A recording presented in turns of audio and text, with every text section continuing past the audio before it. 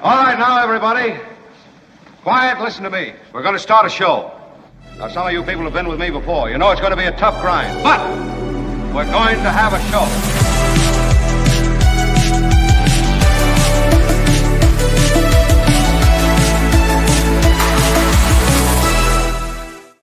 Hello, all, and it's our Friday show.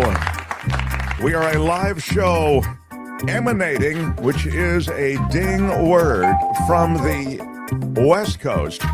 But we love our East Coasties. In fact, I'm going to the East Coast in just a couple days. Spending all next week on the East Coast. I grew up on the East Coast. Love my Easties, and then I love my Westies. And everything in between and all around. However you take in our show, most people don't take it in live. We are glad that you are here. Kim, you were great filling in for a couple of days. And I'm back for about an hour.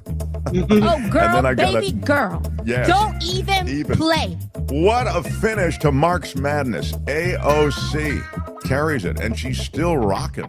AOC in real life, doing the job.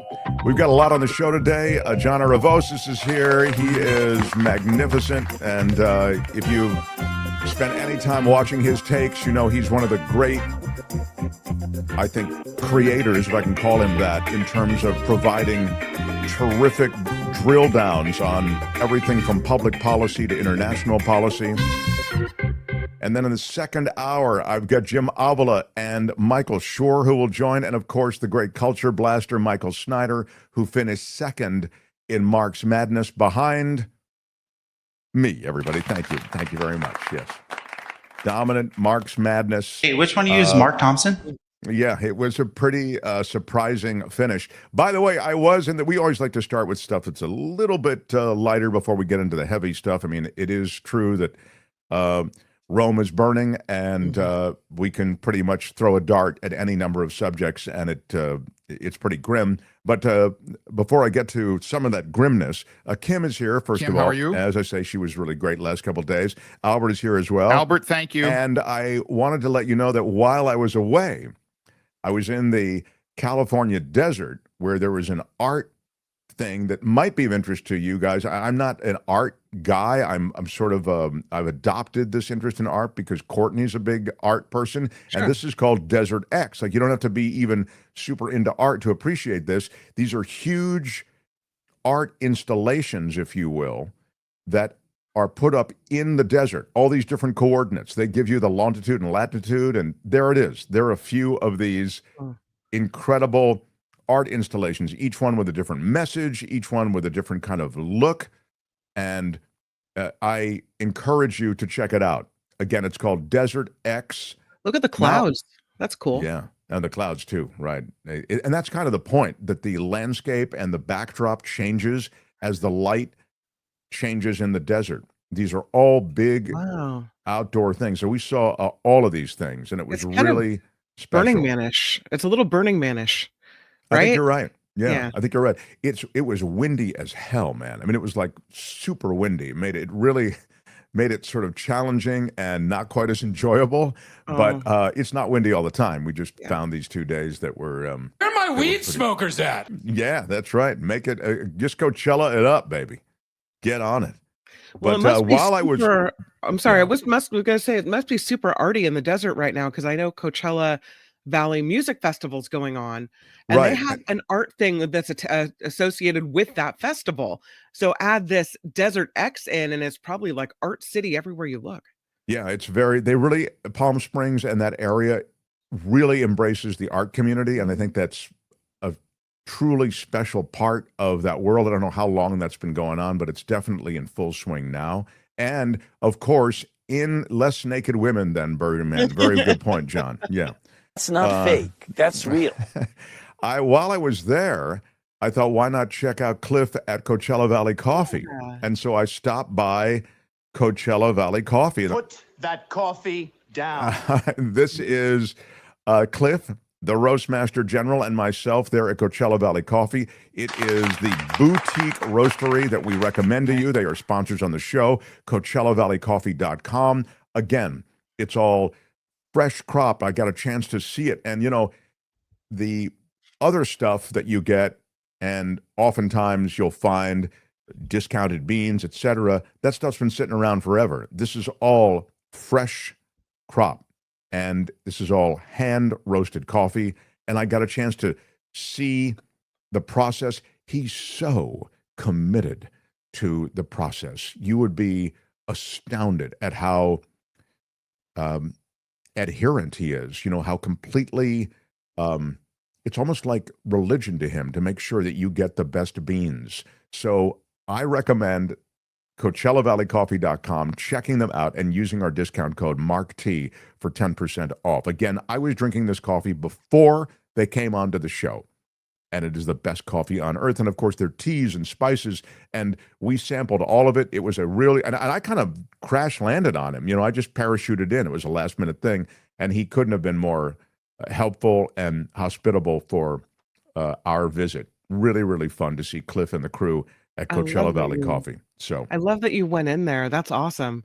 Did you walk out loaded down with coffee and tea and all the good stuff? He gave us a bag of coffee and actually some spices and tea. Yeah, absolutely. He really did load us up. He was very generous. And by the way, they're not open to the public. This is a kind of thing that a couple of listeners have sought out Coachella Valley Coffee and have stopped in and seen Cliff. And we've shown pictures of that. So it is possible, but it's not open to the public. If you get down that way, you can ping him, see if he's around. And if he is, he might take you for a tour as well. Really something special. Don't they have a coffee shop? Like, I thought it was open to the public. Don't they have a cafe? They're not. No, they're purveyors of coffee, tea, and spices, of high-end boutique roasts. And he has at the tennis event, at the PGA event, at these different events, then you'll see Coachella Valley Coffee, and then you can go and you can meet Cliff and everybody and they're out there. But otherwise, they are just, purveyors of this, and they take care of their clients, their industrial clients. That's not the wrong word, whatever. The corporate clients, I guess would be the better word.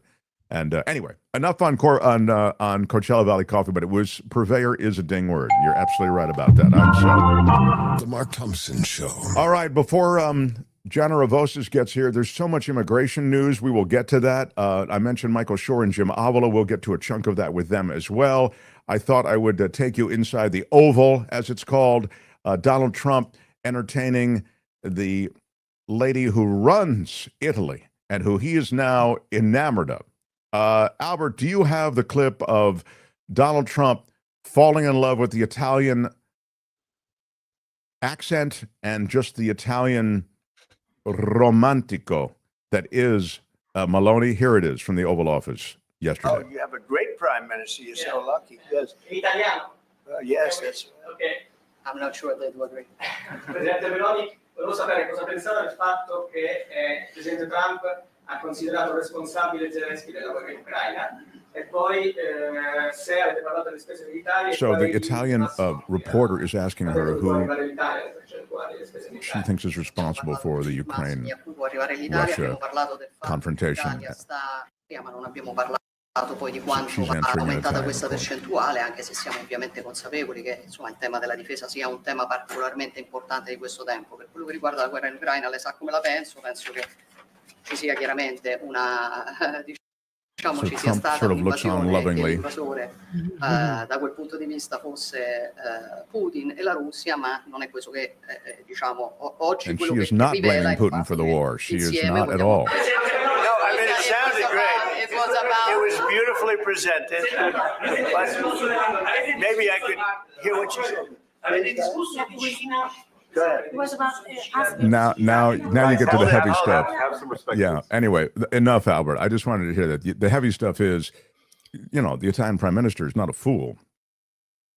She is there to say what the truth is, which is Russia was the aggressor. Ukraine was invaded by Russia, and it's open and shut. I mean, and essentially that's what she said. I don't know if she would have said that in English.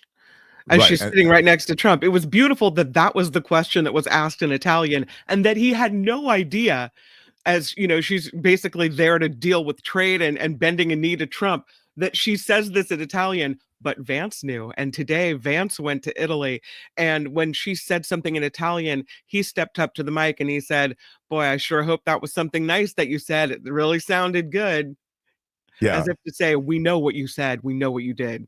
I mean, look, Mm-hmm. it's very hard to look at that Russia-Ukraine situation unless you have a horse in that race, which clearly Trump and their administration does, and not know that, Russia was the aggressor, and, Russia is the reason that war exists. Yeah. Rubio was reported as saying that the White House is determining whether or not ending the war in Ukraine is doable, says Randy. Yeah, there's been kind of this 48-hour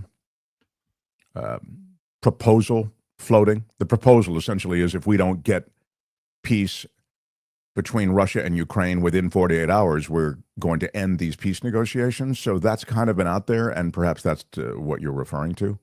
But anyway, that happened in the Oval yesterday. It was interesting, and I thought, among all the other things, it was just fun to see Trump completely swept up by, somebody smarter and more together than himself, but swept up as he was because she's an attractive woman in her 40s, and she speaks Italian, and that's probably enough to get it done. So we move on. The Mark Thompson Show. I love this guy. He is a TikTok sensation, a YouTube sensation. He's a sensation in every venue and platform. Great takes, terrific takes on so much. We'll go through some stuff. I'll share some video with him, and you have to follow him wherever you get your news. Follow your news. Enjoy listening to commentators and clear takes. He's the great John Aravosis, everyone. Hey, Mark. How are you, my friend? Good. By the way, the Italian prime minister is also a blonde. Oh, that's right. Very Let's not right. forget. No, I'm serious. Yeah. With Trump, the woman thing, like I said, she's pretty. I love Italian. She's got the Italian thing. She's got him like this, of course. Right. You Right. know. I don't know if she can affect policy, but she can sure get a meeting anytime she wants. She's got to bribe him for the policy. We know that. Yeah, exactly. Hey, I want to start with something that is not immigration and it's not the economy, although I'll get to both those things. We'll try to get through as much as we can. But it is a huge deal, this Google breakup that may happen. The idea, because of course, this is a Google platform that we're on right now. And Google is a dominant media platform as well as being a dominant tech platform. So I wonder if you can give me a second on where you see, even if, not so much into the weeds on the legality of this. We all know these mega tech companies are in control of so much. But I wonder, as you see things proceeding, gaming out how these massive media corporations may break up or change or morph in the years to come. I mean, first of all, we're dealing with Donald Trump. So, I mean, I was only half joking. I wasn't really joking at all about the Italian prime minister bribing Trump. Trump isn't going to make decisions based on what's healthy for the economy. He's going to make decisions based on what company has sucked up to him, giving money for his inaugural backhand deal, whatever. So, what's going to happen? I mean, and I don't mean to sort of deflect this, but it reminds me talking to a friend the other day who's very, has done well in the market, has done well with his money over the years. And I was asking about Trump and my investments, because in America, we talked about this before, I think you guys too, a lot of our retirement money is in the stock market. And he said, you can't hedge against Trump risk. He's so erratic. He's so crazy. You can't sort of say, well, he's going to do this, so let's do this. And I think with something like this, like, who the hell knows what he's going to do? Is Trump going to break up companies? Typically, no, unless he thinks it's a liberal Democratic company, then he'll go after it. So, so there's that thing. Overall, it's funny. I'm kind of in the middle on the monopoly stuff for somebody on the left. I worry about, like, Google clearly is a monopoly, of course, on search. I had a website for years, a blog on advertising. Google's the monopoly, but at the same time, I kind of like Google. I worry sometimes about breaking up big companies that work well. When I think of the media conglomerates overall, that's almost a different story to me. When we're talking about Comcast owning, what is it? Is it CBS or NBC? I don't even know. Comcast is NBC, yeah. NBC, there you go. Like, right. They all own each other. No, Disney owns one of the other ones. Maybe Disney owns CBS. Is that it? No, Disney owns ABC, and CBS is Paramount. Oh, there you go.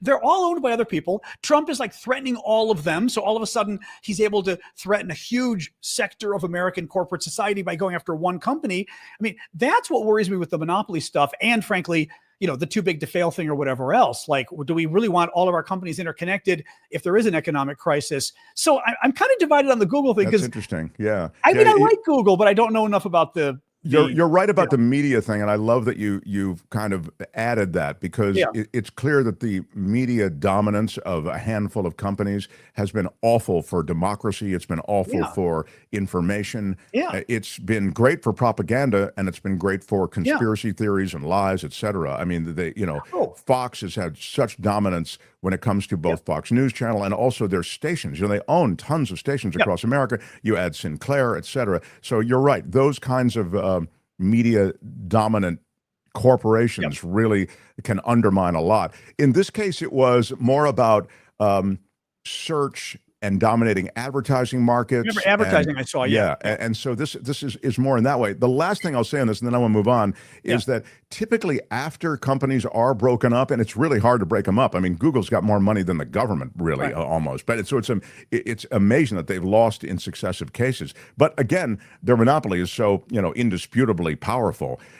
Generally, these companies do well. They flourish after these things, as you know. So it's possible that it's by no means the end of the Google you love. It may just be the beginning of a different Google you love. Well, and by the way, Google search too, AI. The whole AI thing with Google search is a disaster for them because, and it is true. Like, I go now and I look at the Google AI summary. I don't click through Google links. Maybe that helps Google, but you know what I mean? Like I don't even know. We think of Google search as being so monolithic, not monolithic, mammoth. Right? It's not just monolithic, it's mammoth, and they're big, and they're the 800-pound gorilla.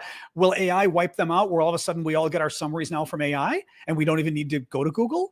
I don't know. So they could, that monopoly on search could dissipate quickly. On ads, who knows? You're someone who was a Democratic political consultant. You're steeped in politics in so many ways, and in Washington, have the America blog and all of these other things that you've done, and to see the flood of things that both are political and practically disastrous. I'm talking about the economy, perhaps, to read that. I also think immigration policy falls in that same category. It's hard to pick, what is the five-alarm fire of today. I think right now in the news cycle, John, it's immigration that even bumped out the craziness of last week's financial markets dropping like a stone. Give me some thoughts on that. Immigration first. Okay. I will say on immigration first, if we're talking politically, nobody freaking cares about immigration. If you want to freak out Americans overall, talk about the economy. So politically, if we're being strategists, do not talk about immigration. And Trump is very lucky we switched to immigration because it's the issue he does best on. Americans tend to not want people here illegally, right? So it spins his way. Having said that, I think it's freaking people out a bit, certainly on my side. I hope the middle too. They arrested an American, not just an American citizen in Florida, an American-born citizen. And I mean, I know we're not supposed to make a difference, but let's face it. If you're an immigrant, right? I mean, they can play games with you maybe once you have citizenship. You were born here, but he's a Latino. So immigration grabbed him, put him on hold for 48 hours. They went to court, and the court said, yeah, you can't grab him. He's an American citizen. But the court said, I don't have jurisdiction to release him because immigration is its own system. And I'm like, you freaking grabbed a traffic stop because he was Latino. They didn't believe he was American. So they threw him in jail for 48 hours. I mean, that stuff scares the hell out of me. And then as the court ruled yesterday, we had a very conservative judge in Virginia ruling on the Maryland guy who's the El Salvadoran father who was kicked out and sent to the torture camp in El Salvador. They weren't allowed to do it. Trump committed basically a felony by deporting this guy. And the Trump administration said, well, we can't do anything to get him back. And a conservative judge said yesterday, if you're arguing that you can make a mistake and violate a court order and deport somebody illegally, and it's not your job to get him back, what's going to happen when you do this to American citizens? Are you going to do this to American citizens and then say, oh, I guess we shouldn't have put the American citizens down the memory hole and deport them to a prison camp because, now they're not under our control. What do we do? This is getting to be very quickly very scary. I mean, it's always been scary, but my God, the magnitude of scary is out of control compared to his first term. Yeah, it's pretty dark. And now he's making it because I always felt, John, and I think I made this point last week, that he's not coming back. And the reason is because he's representative of what you talked about, which is a mistake. and Trump and this administration doesn't want to showcase mistakes in any way. They don't want to correct a mistake because correcting a mistake would be admitting to a mistake. So instead, it's about, as you said, we can't do anything, wish we could, moving on. And he's not, now they've made it, he's not a good guy. But I was surprised that there was proof of life over the last few days. And the guy actually he didn't look like he was beaten to death. A U.S. senator went and was able, first the El Salvadorans, because, they've got a quasi dictator running the country, Bukele. He wasn't going to let the U.S. senator even meet with this guy. And all of a sudden, then he caved and let him meet with him, which I'm actually kind of fascinated, because that means even for him, the politics were a little weird. I mean, he wanted to showcase the guy was okay. I did not beat him. But at the same time, he felt pressure to show the guy was okay. That was good, but we need a hell of a lot more of that from our members of Congress here, obviously.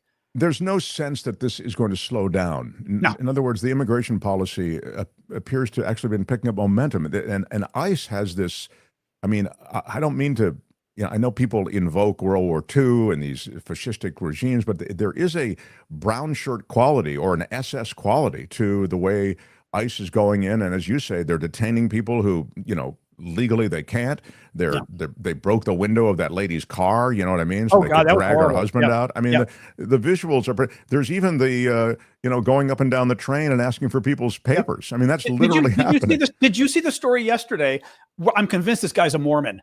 Japanese immigrant, not even an immigrant, Japanese student getting his PhD at Brigham Young University, which is the paramount Mormon university in Utah, the number one Mormon school. He comes here with his wife and 5 children. And already I was going, wife and 5 kids, Brigham Young, this guy could be a Mormon. It's interesting, because the Mormons are super. No, but this is interesting. No, you're right. Of course, I'm laughing just because you're right. It fits the stereotype. But it's true. The Mormons are super Republicans. He's getting his PhD at Brigham Young, 4th of 5 years. They're kicking him out of the country because they discovered 6 years ago he violated a state law by running a fishing group with his local church. That's why I think he's a Mormon. His local church, he ran a fishing excursion with the church, and they caught too many fish. They're kicking him out of the country for catching too many fish 6 years ago with his church group. This was on, and I pulled up the video. This was on the local television station in Salt Lake City. So this is confirmed. This isn't like, some internet rumor. This is, we talk, the problem is on the left, like we always call people fascists, and all of a sudden fascism comes and we don't have words for it. This is incredibly scary stuff. They are trying to chill universities. They're trying to go after universities so that they can create whole generations of MAGA young people. They are trying to scare lawyers in our country. They're literally cutting off lawyers from doing contracts with the government and trying to cut off, not even that, they're cutting off the clients of lawyers and telling big law firms, your clients will no longer do business with the government because you represented a Democrat. They went after the 2 women in Georgia. We had 2 women in Georgia, these African-American women, just nice middle-class women, election workers that Rudy Giuliani, one of Trump's top guys, lied about and claimed, oh, look at the video. They stole all those ballots. They won like millions from Giuliani in a lawsuit. They got his apartment. They got his Super Bowl ring or whatever the hell he had, all sorts of stuff. Right. They cut off the law firm and all of their clients of the firm that represented these women against Giuliani. They are trying to now chill lawyers into no longer representing clients that go after Donald Trump and go after his administration. I mean, on every step of the way, it is a fascist playbook. They are trying to scare people. They're trying to, on the immigrant thing, I don't even know what they're doing now. I mean, we're kicking out Japanese scientists. Well, again, the French scientist we kicked out. We had an Israeli one at the border the other day. Wasn't she Israeli? I think the one that had frogs in her bag. No, she's Russian. Oh, she's Russian. And they were she was coming from France, and the frogs were not declared, but they were brought. These frog embryos is what John's talking about. Because she's a researcher. Yeah. Yeah, she's a researcher, and the professor she was working with at Harvard, I believe it was, I think it was Harvard, asked her to bring them in. So she did bring them in at his request, and then because they weren't declared, she's now in Louisiana in an effing awful place. Yeah. No, they are trying to put the fear of God into everybody, but in a fascist way, as we said, going after key institutions, the law, the media too. They're CBS, one of our top news networks, sued for $20 billion with a B, right? Insane amount, because of the way they edited an interview with Kamala Harris last fall that Donald Trump thought was disingenuous. I'm a lawyer. That's not even a lawsuit. I didn't like the way you edited the interview of my opponent, and suing him for $20 billion. It is all about terrifying everybody. And by the way, Harvard isn't about anti-Semitism. And by the way, I wasn't thrilled about the way Harvard handled the Palestinian protests, to be honest. But that's not what this is about. They're trying to scare every freaking university in the country to help them on immigration, but also to create a new crop of MAGA students. They're talking about hiring. They want an overseer of each department at Harvard to see that there's balance of viewpoint in the staff. And if there isn't, they have to hire staff from like the MAGA wing. What, you're going to the French department to see which way individual professors lean politically? And we need more MAGA French teachers? It's loathsome. I mean, it's un-American. I know that that's said, but it really is un-American. And, as you run down that list, John, I think of the death of information. They're trying to kill facts. So they go after law firms, they go after universities, they go after media, they go after objectivity, and under the guise of fighting anti-Semitism or fighting wokeism, fighting a left-leaning university. It's really it's scary because, as you say, it's all fascistic when you think about it. They are doing this, and the thing is, they're doing it for fascist authoritarian reasons. They want to control the government. They want to control the people. They want to control thought, and they want to create an entire new generation. And frankly, they're doing it to the market too. I mean, I've probably said this before on your show. I was a Republican 30 years ago. It kind of blows my mind the degree to which Republicans are willing to go along with this stuff. Like his intervention in the stock market is insane, and the bond market, and with tariffs, we're going to have a recession. And now with Powell, now he wants to put pressure on Powell. And that's going to, the markets are going to lose themselves if Trump is able to kick out fire the chairman of the Federal Reserve and basically make interest rate policy now political. We're talking about like the economy melting down as a result. And Republicans normally would be like, okay, that's too far. Now they're like, yes, dear leader. They're cowed by, and they're scared. I mean, they're scared. Too bad. Too bad. No, but seriously, too bad. This is the Muskian influence, right? I mean, the influence of big money, and the threat that if you mess with Trump's plan, Elon Musk, will make sure you are primaried. I will drop a fortune. But you know what? We got 435 members, or actually 435 members of the House, 535 members of Congress. I mean, it's a freaking job, as my aunt said in Greece years ago. Your self-respect is worth more than a job. But I mean, it really is. Like, you couldn't get a third of these guys who go, it's a freaking job. I'm not going to sell my soul and also, frankly, sell out what it means to be a Republican because you're a freaking fascist lunatic. I don't want that job. These guys desperately want their little job. Which you're right, though. They sell out the free market cornerstone of Republican economics. And faith and freedom as well, right? I mean, look at on the religious stuff. I watched somebody the other day. What does Good Friday mean to Donald Trump? And his little faith advisor went off about this. And I was like, oh my God.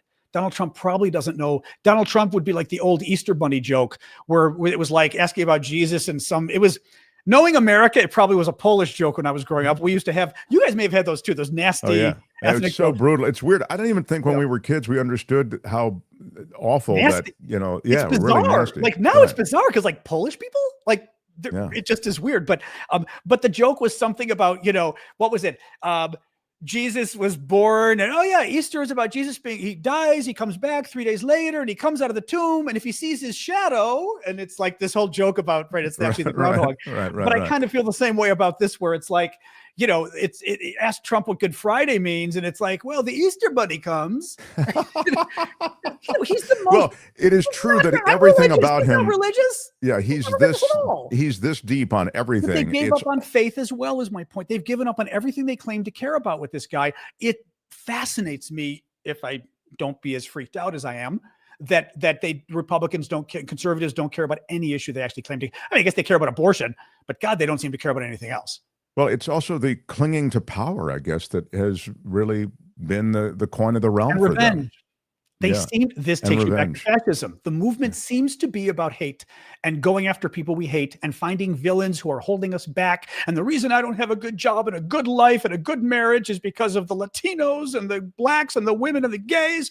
I mean, it's somehow again, the Japanese professor at Brigham Young University, these guys are racist, but I never thought like Japanese wouldn't fit their bill. I mean, You know what I mean? Like, I don't know the America that they envision. I don't really know what that looks like, John. I mean, I really, if they were to succeed as they are in all of these different areas. JD Vance went after a friend of mine, Jesse Single, the other day on Twitter, which was hilarious because Jesse loved it, and was talking about the America my ancestors fought for to build. And we're all going, dude, your wife is Indian. Like, your kids are Indian American. You're literally invoking the fact that your ancestors are from 100 years ago and they're white, and that makes you right when your freaking wife is a first-generation American? Like, again, I mean, I am as well. My parents, my mom is Greek, my grandparents were Greek.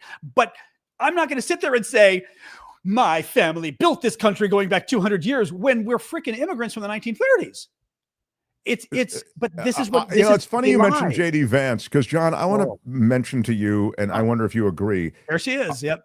I know he's smarter than this. He is agenda driven. So, he knows the game and he's playing it. And so his end game is to ascend to the top spot. Is that, you think, what JD Vance's plan is? Yeah. He's wooing MAGA. That's why he's making all these weird comments. Hundreds of years, our families, our white people. It's wooing MAGA. Yeah. He's also been wooing Elon lately. He's been talking about all of Elon's weird, we don't have enough birth and the country's going to go away. We need to go to Mars, whatever. He's been parroting the Elon stuff, which makes me think he's sucking up to Elon for the 2028 election. Wow. No, Vance does not have Trump's personality. I mean, Trump's an idiot, but Trump clearly is a carnival barkster. He knows he's a good con man. Vance is not a good. Vance is laughable. We all make jokes about his eyeliner, which might not be eyeliner, but God, it screams eyeliner. We make jokes about him and couches. I mean, Trump, you don't kind of have those jokes about. Vance is a butt of a joke, and he's also just he's not a con man like Trump. I mean, he is a con man in his own way, but he's not a good one. So I don't know that he's going to do well. The fact that he's bought in and he's hitched his wagons to this horse, I think after being Mr. Hillbilly, I'm a Democrat and I care about poor people all across America. And now he's like, and Trump, and he called Trump, compared him to America's H-man. I don't know if you can say that word here. The German from World War II. Sure. He called him America's H-man, and now he's working for him because they lie, but they lie so remarkably well, and that's what boggles my mind with Republicans. Yeah, they don't blink on the lie. Yeah, that's such a great point. It's 1984, right? Today we're at war with so-and-so, tomorrow we're at war, we're friends with so-and-so. Why does the public accept this? I think, again, reading books like that growing up, you'd think, how could people, that wouldn't work. Well, I mean, it's the death of education too. Sadly, I mean, the undermining of the American educational system is part of the agenda. It really is. Which takes us back to what they're doing to Harvard and everywhere else. The IRS, this just broke. The head of the IRS being ousted, but he was a Musk installed guy. And Besant, he's another one who knows the game. He's having to go out there to watch him, John, have to justify these trade deals and tariffs. And Besant knows way better than this. And he has to bite his tongue. But in any case, Besant broke back on Musk, and he did an end run around Besant to put this guy in as head of the IRS. And now he's been removed. Because that I saw, but why do we know why the old guy was there for 3 days? The new guy just got put in, but I didn't quite see what the politics were of the new guy versus the old guy. Well, Besant says that this guy Gary Shapley was installed as the interim head, even though they report to Besant, and Besant knew nothing about this. So Doge under Musk pushed this appointment through White House channels, but Besant wasn't consulted, asked. He was unaware of it. And before he knows it, he's got this head of the IRS that he wants no part of. So now the guy's been removed. So apparently. It looks like this is a little bit of a coup against Elon is what it looks like. Right. I mean, that maybe the bloom is off the rose. But because we're talking about Elon, John, I'm desperately worried about the way in which, his aspiring billionaires boys club that goes in with their computers, they download all of this private information, how they have already scraped so much government information from so many different agencies. Can you speak to that? Yeah. Talking to a friend yesterday at the IRS, which is our Internal Revenue Service, our tax agency, and telling me how the Doge boys have been trying nonstop to get access to that stuff. And they've got access to some of it now, but how the internal employees were literally telling them, It's illegal. It's a felony. I'll go to jail for the rest of my life if I give you this data. And quite seriously, that people would go to jail for the rest of their lives. I'm wondering now, because with the guy that got arrested, the Japanese guy, the professor at Brigham Young, who's being deported for catching too many fish, literally fishing violation. They're reportedly, this was based on the Doge boys going through all this information, state and local, federal, blah, blah, blah, and piecing together, find anything you can about these people. I'm wondering, for example, I don't know if are your taxes as screwy in Canada as ours are, meaning my tax form, my federal tax form is 70 pages. I have to buy a program every year to fill it out. It's horrific. I mean, it's so freaking complicated. It is a guarantee that none of us get our taxes right. It's pretty much a guarantee. It's so complicated. Are they using AI to go through all of our taxes now and look for any discrepancies? And look that's fascinating. Yeah. That would terrify me. I try to be honest, but Rumsfeld, who was a famous old Secretary of Defense under Bush, wrote a letter every year when he would submit his taxes. And it's a beautiful letter. You can Google it, Donald Rumsfeld. And it was a letter he sent every year saying, I guarantee you these taxes are incorrect. And I'm not responsible. I tried, but I guarantee you they're wrong. And my wife's are wrong too.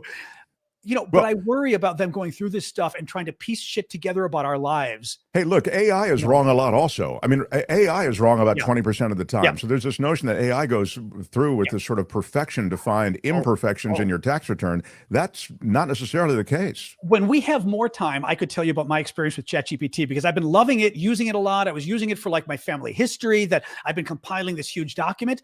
The damn thing lies, and it literally lies with impunity. I had it translating things from Greek, articles about famous ancestors of mine, and it's making up, oh, his wife's name was so-and-so. And I went, oh, that's interesting. They didn't record wife's name of my great-grandparents. They never did that in Greece. I said, really, his wife's name is so-and-so? No. You just said that. Yes, I'm not sure why I said that.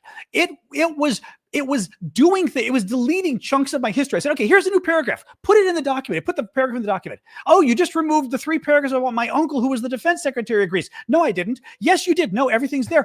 Here are the 3 paragraphs. Oh, I don't know what happened there. It lies with impunity, and I don't quite know what's going on. But the thing is, it lies not with impunity. It lies with verve. Right, with great confidence. Absolutely right. I've had the same experience. Yeah, and frankly, I also don't like that a computer program literally is doing things opposite of what I'm ordering it to do. I did programming as a kid. Computers are, garbage in, garbage out, but it's also like exactly what it's like searching Google. Exactly what you tell it to look for, it will look for. This thing, it'd be like looking for, I don't know, soap operas, and it gives you football and goes, no, it's not. Those are soap operas. And you're like, what are you doing? But I worry about the damn thing getting a hold of our nukes and stuff. Like, no, John, I know you said not to use the nukes, but... Yeah. No, I mean, there is AI learns from people and people lie, says teacher Lori. Yeah, it's true. But it already does lie. I love it, but I've learned now not to trust it as much, which is disconcerting because it gives you answers, but you're like, okay, maybe.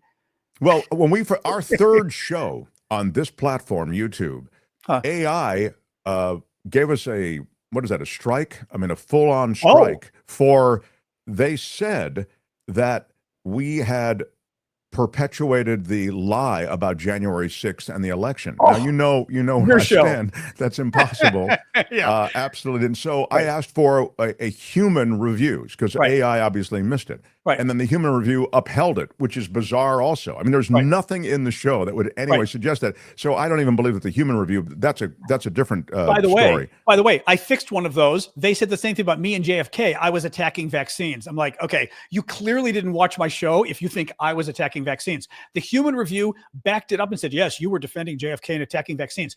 I literally used the Google YouTube help button where you can do an online chat, convince the online chat guy who went and looked, and he said, we really don't have a process for this, but I could bump it to my manager anyway. He bumps it to the manager. 3 days later, he reaches out to me and says, my manager overturned it for you. He watched the video and said, you were right. So you actually can, but I think I got extremely lucky. Yeah, I wish I'd known you then. I would have at least tried it. Now it's a few years old. Well, but as you've pointed out, though, you get the AI that gets it wrong, but then the humans.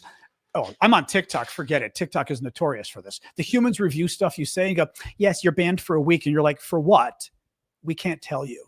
Yeah, That's even better. You're like, it's very Trumpian. I mean, right now, it's very very, you know, we can't reveal, or Kafkaesque, however you want to look at well, it. and by the way, that is the best way. And again, TikTok.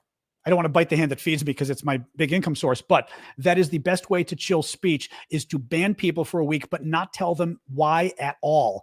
Every TikTok show I do, I am so freaking careful. It's not even funny because I know I could get banned for a week or worse, but I don't know banned over what topic or what I did or whatever it is. So every topic now I have to be careful and self-censor. It's, again, I love TikTok because I love big TikTok because I make money there, but at the same time, it is a messed up service as far as content regulation goes. Sadly, we have you up there right now. If for those, you'll hopefully get some folks jumping on board. You've got such great, the Aravosis report. So and always with the dog who exactly is, that's Sasha. She keeps coming in and out as we're talking. Part of the part of the charm. All right, now let me, since we're flirting with it, we're kind of wrapping up. I have to ask you a question that this is a big question. So if you handle it any way you want, the big dark scenario, okay, John, is that Trump, who has found excuses to declare national emergency so that he can institute executive orders and immigration policy, that he can reimagine government, all the rest, that Trump finds an excuse, probably the way that it goes, the conspiracy is on the heels of these public protests that are planned. There are these protests that are planned and will grow in size, I would guess, and momentum. That on the heels of that, he declares some kind of national emergency, martial law has been mentioned, et cetera, and in that way suspend elections and do a number of other things that would be considered, way outside the realm of possibility. Do you see them as outside the realm of possibility, or are at this point all bets are off? I don't see it happening in 2 days. Everyone was saying April 20th, he's going to declare an emergency. And I was like, I don't see that either. That's a rumor. I always go back with Donald Trump. Would Donald Trump cancel the election if he could? Yes, of course. Right. Will he? I don't know.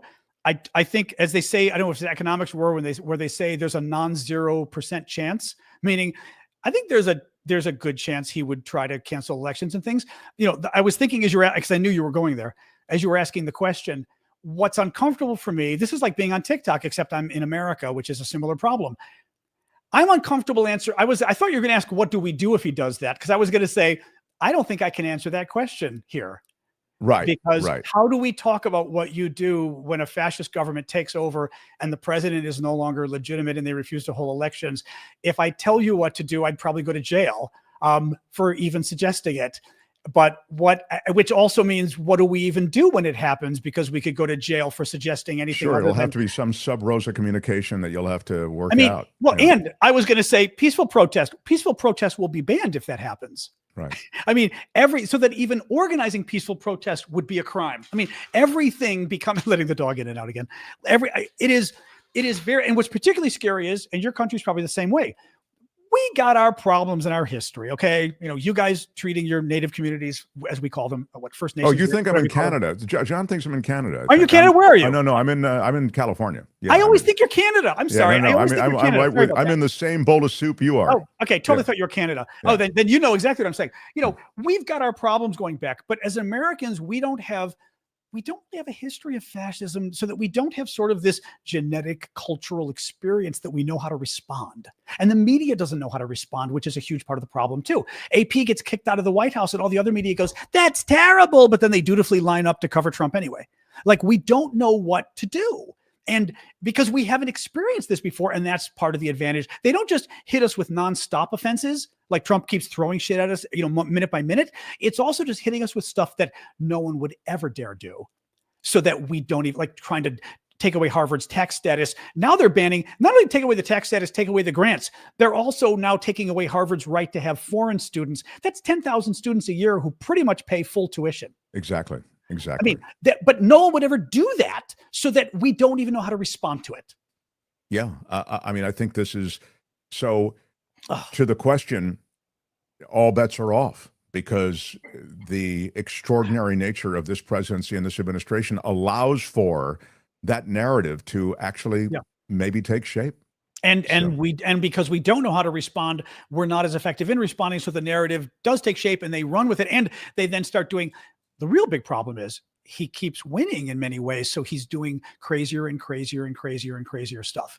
Honestly, we need the economy to collapse. I hate to say it because I don't really want to lose my, not lose, but have my retirement go away for 10 years. But short of the economy collapsing, him collapsing it, I don't know what else will wake people up.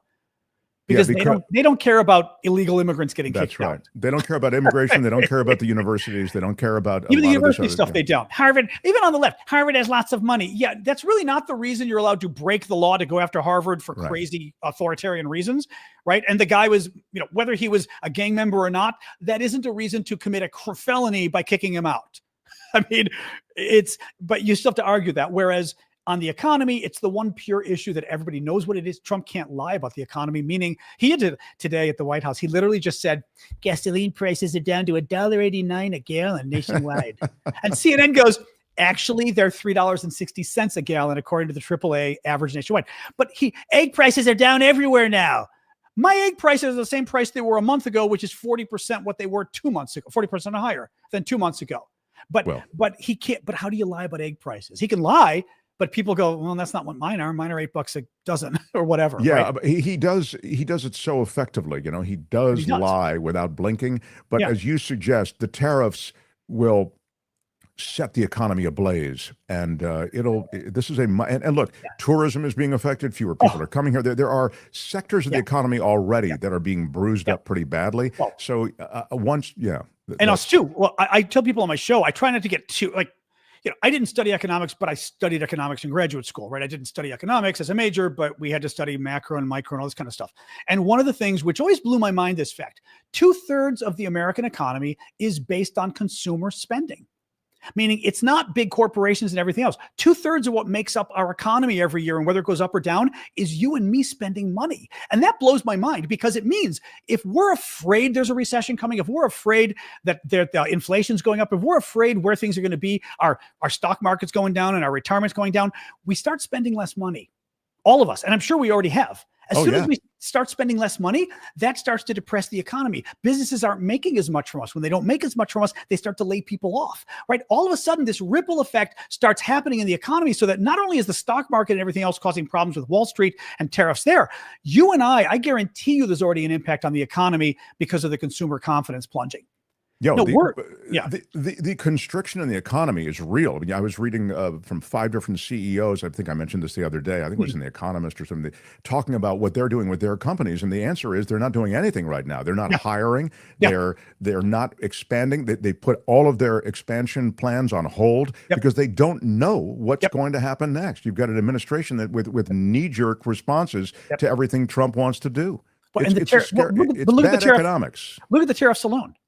90, as I talked to somebody the other day, he said, so 90 days, he's not, first of all, he's still sticking with 10% tariffs on everything from everywhere except Russia, right? So that's already a tariff. The bigger tariffs, he's not doing for 90 days, but are 90 days, are they coming back? So should I buy that big shipment from Canada? By the way, Canada is still taxed anyway, but should I buy that big shipment from Canada or Mexico or Singapore or wherever, or India?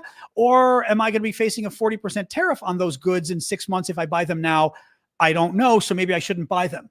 That's the problem here, is just the uncertainty on the tariffs alone, right? That even, because he didn't rescind the tariffs. He didn't say, okay, we're done. Right. He said, well, for 90 days or so, we'll be done. So I'm not freaking investing, right?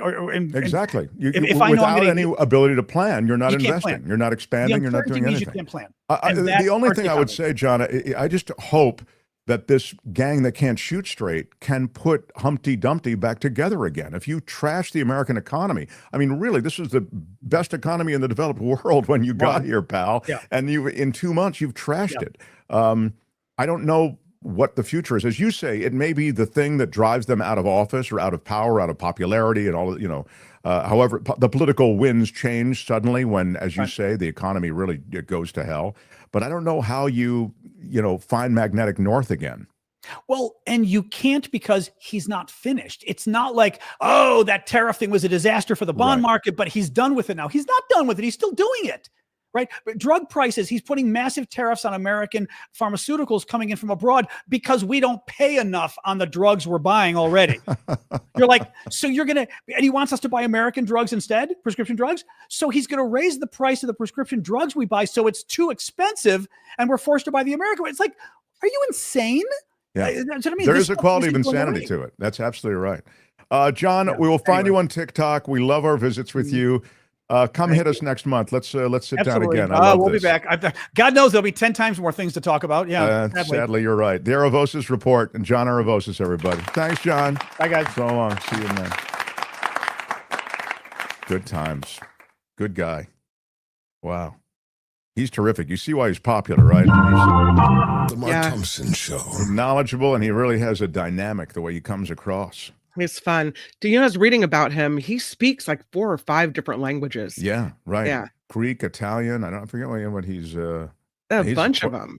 Quite Spanish. Yeah. He speaks all these different languages. He's super smart. Yeah. I wanted to, just because we were on the economy, Albert, play for me and all the boys and girls, play for us the guy I like with the British accent who talks about the dollar. If there's one rule, it's protect the dollar. Because the dollar is losing. People are dumping dollars right now. And there's a real question as to the strength in the dollar. And here is yesterday on CNN. Go for it. That are hallmarks of probity and integrity when it comes to the Fed or it comes to economic policy. The first that Treasury secretaries and presidents always say is a strong dollar is in the best interests of the United States. Any deviation from that phrase is dynamite. The second, the Fed is independent and will do what it sees it's fit for the economy, and I have total confidence in the Fed, or some version thereof. Any deviance from that, dynamite. And that's what President Trump is playing with, because even though he can't fire him, the mere thought that you're going to make trouble for the Fed, you're going to put political pressure, you're going to undermine its credibility. Who might he appoint as vice? If a chair comes up, who's he going to pressure? It's very damaging. The only line that governments or presidents are supposed to say is the Fed is independent and will do what it sees fit. Any of this nonsense about the termination, the this, the that, the other, it's undercutting the Fed's independence credibility. So there you have it. I wanted you to hear that for 2 reasons, because the Trump administration is going against the basic tenets of the economy and of what economists feel is the magic of America. A, the strength of the dollar. Now, Trump wants to devalue the dollar. He wants the dollar to be weaker. Why? Because when the dollar is weaker, people can buy stuff more. So if you're only interested in trade, then your currency is worth more compared to the dollar. So you're able to buy stuff and more of it from us, the Americans, because our currency is now weaker, right? Strong dollar is great if you're traveling overseas, you can buy, right? It's the same concept. So now people, it's more institutions, corporations, et cetera, foreign interests are able to acquire stuff from the U.S. and it's less expensive because the dollar is weaker. So that's one thing that Trump is doing, and it's a mistake. You just heard the guy say it. The second thing is he's effing with the Federal Reserve. He's effing with Jerome Powell. That called for his termination yesterday. Yeah, I mean, it's so. So you see how Trump is, shaking up the snow globe recklessly, and the effects could be dramatic and dire. But I really feel, and then he puts thank you for this, and then there's the idea that you have this crypto reserve. It's insane. Remember we had The Economist on, what was it, last week? Who was just talking about the insanity of that. I mean, the crypto reserve is absurd. I'm a little naive on the way the valuation of the dollar works as far as, I think, isn't it that all of the other countries base the value of their money off of the value of the dollar? Well, the dollar is the universal currency. Right. It's the way energy is traded in dollars. Dollars have been the stable currency of the world for years, for decades now. And as a result, the idea is, we've talked about this before, that the institutions in America are considered more stable than many of the other institutions. I'm talking about political institutions elsewhere in the world. Our economy is more stable. Our political system is historically more stable. There's a peaceful transfer of power. Those aren't just words or cliche. That's something that people can bank on, literally. And so that people worldwide, I'm talking about countries worldwide, trade in dollars. It gives us a huge advantage, of course. There's been talk for years from other countries about getting off the dollar. Could the euro rise and displace the dollar as the international currency? And we can talk about that more in the days to come. But I mean, the dollar gives us in America kind of an automatic lead on the rest of the world. But Trump is really doing everything he can to sort of to torch it. And then there's this sell-off of dollars. I was seeing this, economists fearing that enormous advantages could possibly disappear if faith in the currency's dominance is damaged. Among the threat that tariffs pose to the U.S. economy, this from this piece from the AP, none may be as strange as the sell-off of the dollar. Currencies rise and fall all the time because of inflation fears. Central banks move one way or another, and there are a lot of other factors, but economists worry that the recent drop in the dollar is so dramatic that it reflects something more ominous as President Donald Trump tries to reshape global trade. The thing that is feared and that this dollar sell-off reflects is a loss of confidence in the United States. The dollar's dominance in cross-border trade and as a safe haven has been nurtured by administrations of both parties for decades and decades, because it helps keep the U.S. borrowing costs down, allows Washington project power abroad, enormous advantages that could disappear if the faith in the U.S. is damaged. This from the Berkeley economist Barry Eichengreen. Global trust and reliance on the dollar was built up over half a century or more, but it can be lost in the blink of an eye. Since mid-January, the dollar has fallen 9% against a basket of currencies. That is a steep and rare decline. It's its lowest level in 3 years. Many investors spooked by Trump don't think the dollar will be pushed quickly from its position as the world reserve currency, but they expect a slow decline. Even that is scary enough, they say, given the benefits that would be lost from that decline. Much of the world's goods exchanged in dollars. Demand for the currency has stayed strong, even as the U.S. has doubled federal debt in the last decade.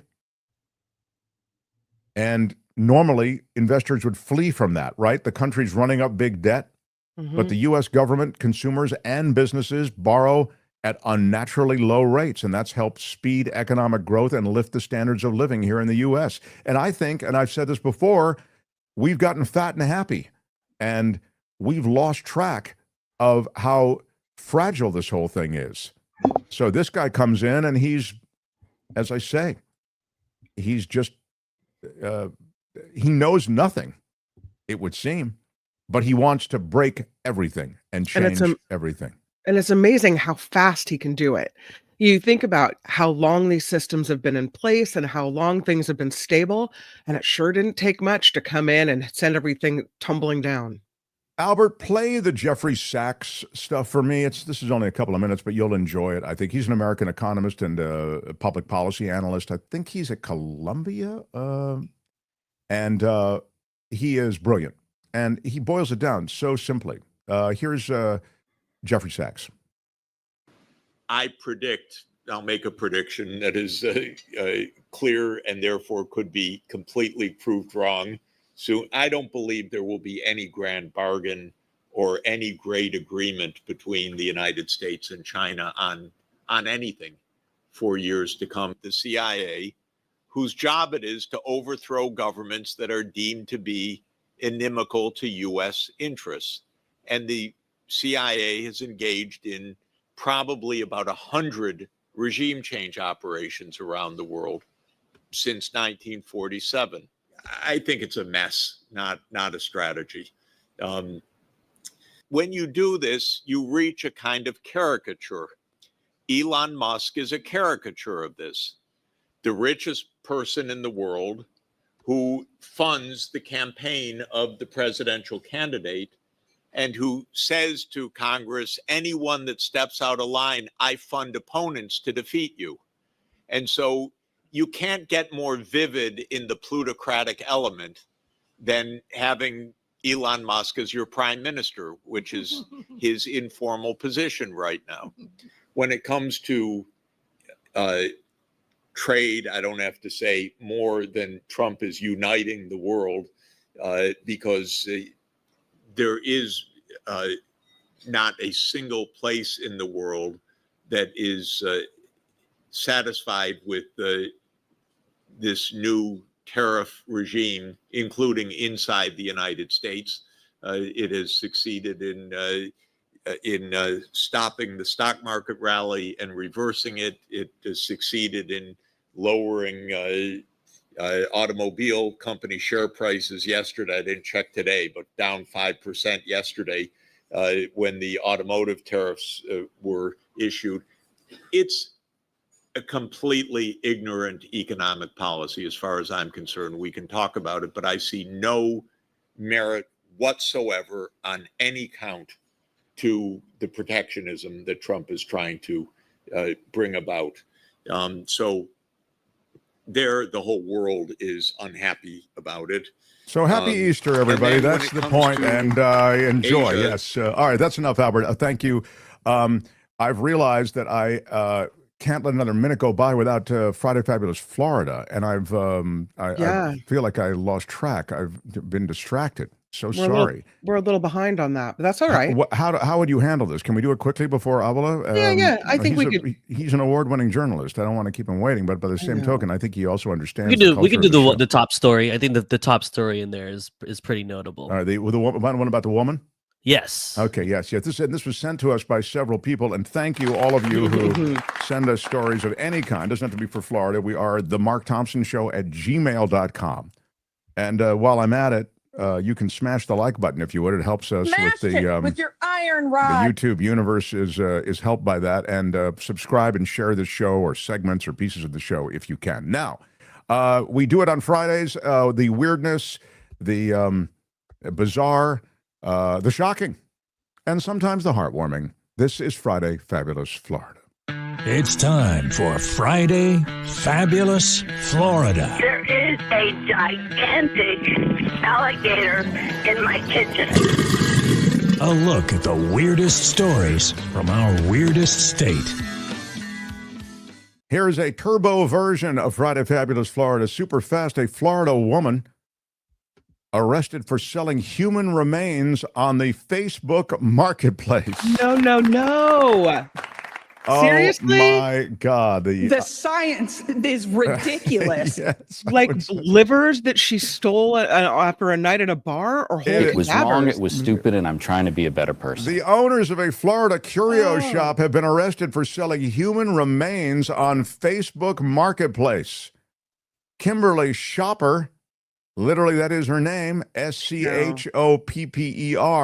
She's not allowed to be named Kimberly. That's not going to work for me. And Ashley Lelacy arrested and charged with purchase or sale of human organs and tissue. Wow. Gross. I mean, I've never seen anything like it. Yeah. This is something I haven't seen in the 17 years that I've worked for this agency, says the sheriff in Orange City. He's never seen anything like this. Yes, that's exactly. Have you ever seen anything like this? No. There is nothing in our history that quite compares That's the point. to this. Exactly. Nobody has ever put something like this together that I've ever seen. That's the point. We've never seen anything like it before. They haven't. She doesn't look sorry. Her store was called, anybody know what her store that dealt in human remains, among other things? It's a curio shop, so it's not purely human remains. It was called... Love you to pieces? No? I was a guess. That is... What? That's not fake. That's real. Her store was called Wicked Wonderland. Oh, even better. Okay. She put the Wicked in Wicked Wonderland. And they got a tip, did the cops, that they were attempting to sell human remains. There were images of the store's Facebook page. advertised various human bones for sale, and she was booked. Do we have her? Yeah, there's her booking photo. Yeah, she's Can you going imagine away. the Facebook ads? This week femurs on special. What? She looks worried, if I can say that, in her booking photo. Day, sir. Yeah. So Albert, I'll wrap it at that. Is that right? That's Yeah. just because I've got Shure and I've got Shure and Avila waiting. Yeah. Yeah. Okay. Yes. My friends, that is Friday, Fabulous Florida. This has been Friday, Fabulous Florida. There is a gigantic alligator in my kitchen. Y'all come back now here. A good one, Albert. Thank you for for pulling that out. The Mark Thompson Show. Two award-winning journalists. It's always fun to visit on Fridays with these two guys. Michael Shure has forgotten more about politics than most of us will ever know. How about it for the great Michael Shure? He's attended all the rallies, the Trump rallies, the Kamala rallies. He's reported from everywhere. The COVID wards. You talk about a guy who's reported from everywhere. Avila, the war zones, the White House correspondent for ABC News, a former senior national correspondent at ABC. He's the Murrow Award winner, the Emmy Award winner. How about it for Jim Avila? Yeah, nice to see you both. Well, guys, America's back on track. Everything's well at hand. Oh, I missed that story, I think. What have you been reading? Yeah, hockey news. The immigration, we were talking about the immigration story, and, that is an umbrella. Obviously, it's within that. There are all of these other stories and bizarre acts, everything from imprisoning and trying to deport academicians who have been swept up to the El Salvadoran thing where you ship all of these people out without habeas corpus, any kind of a due process. And then do we not have ding words? Sorry, anymore. We have them. Yes, habeas corpus.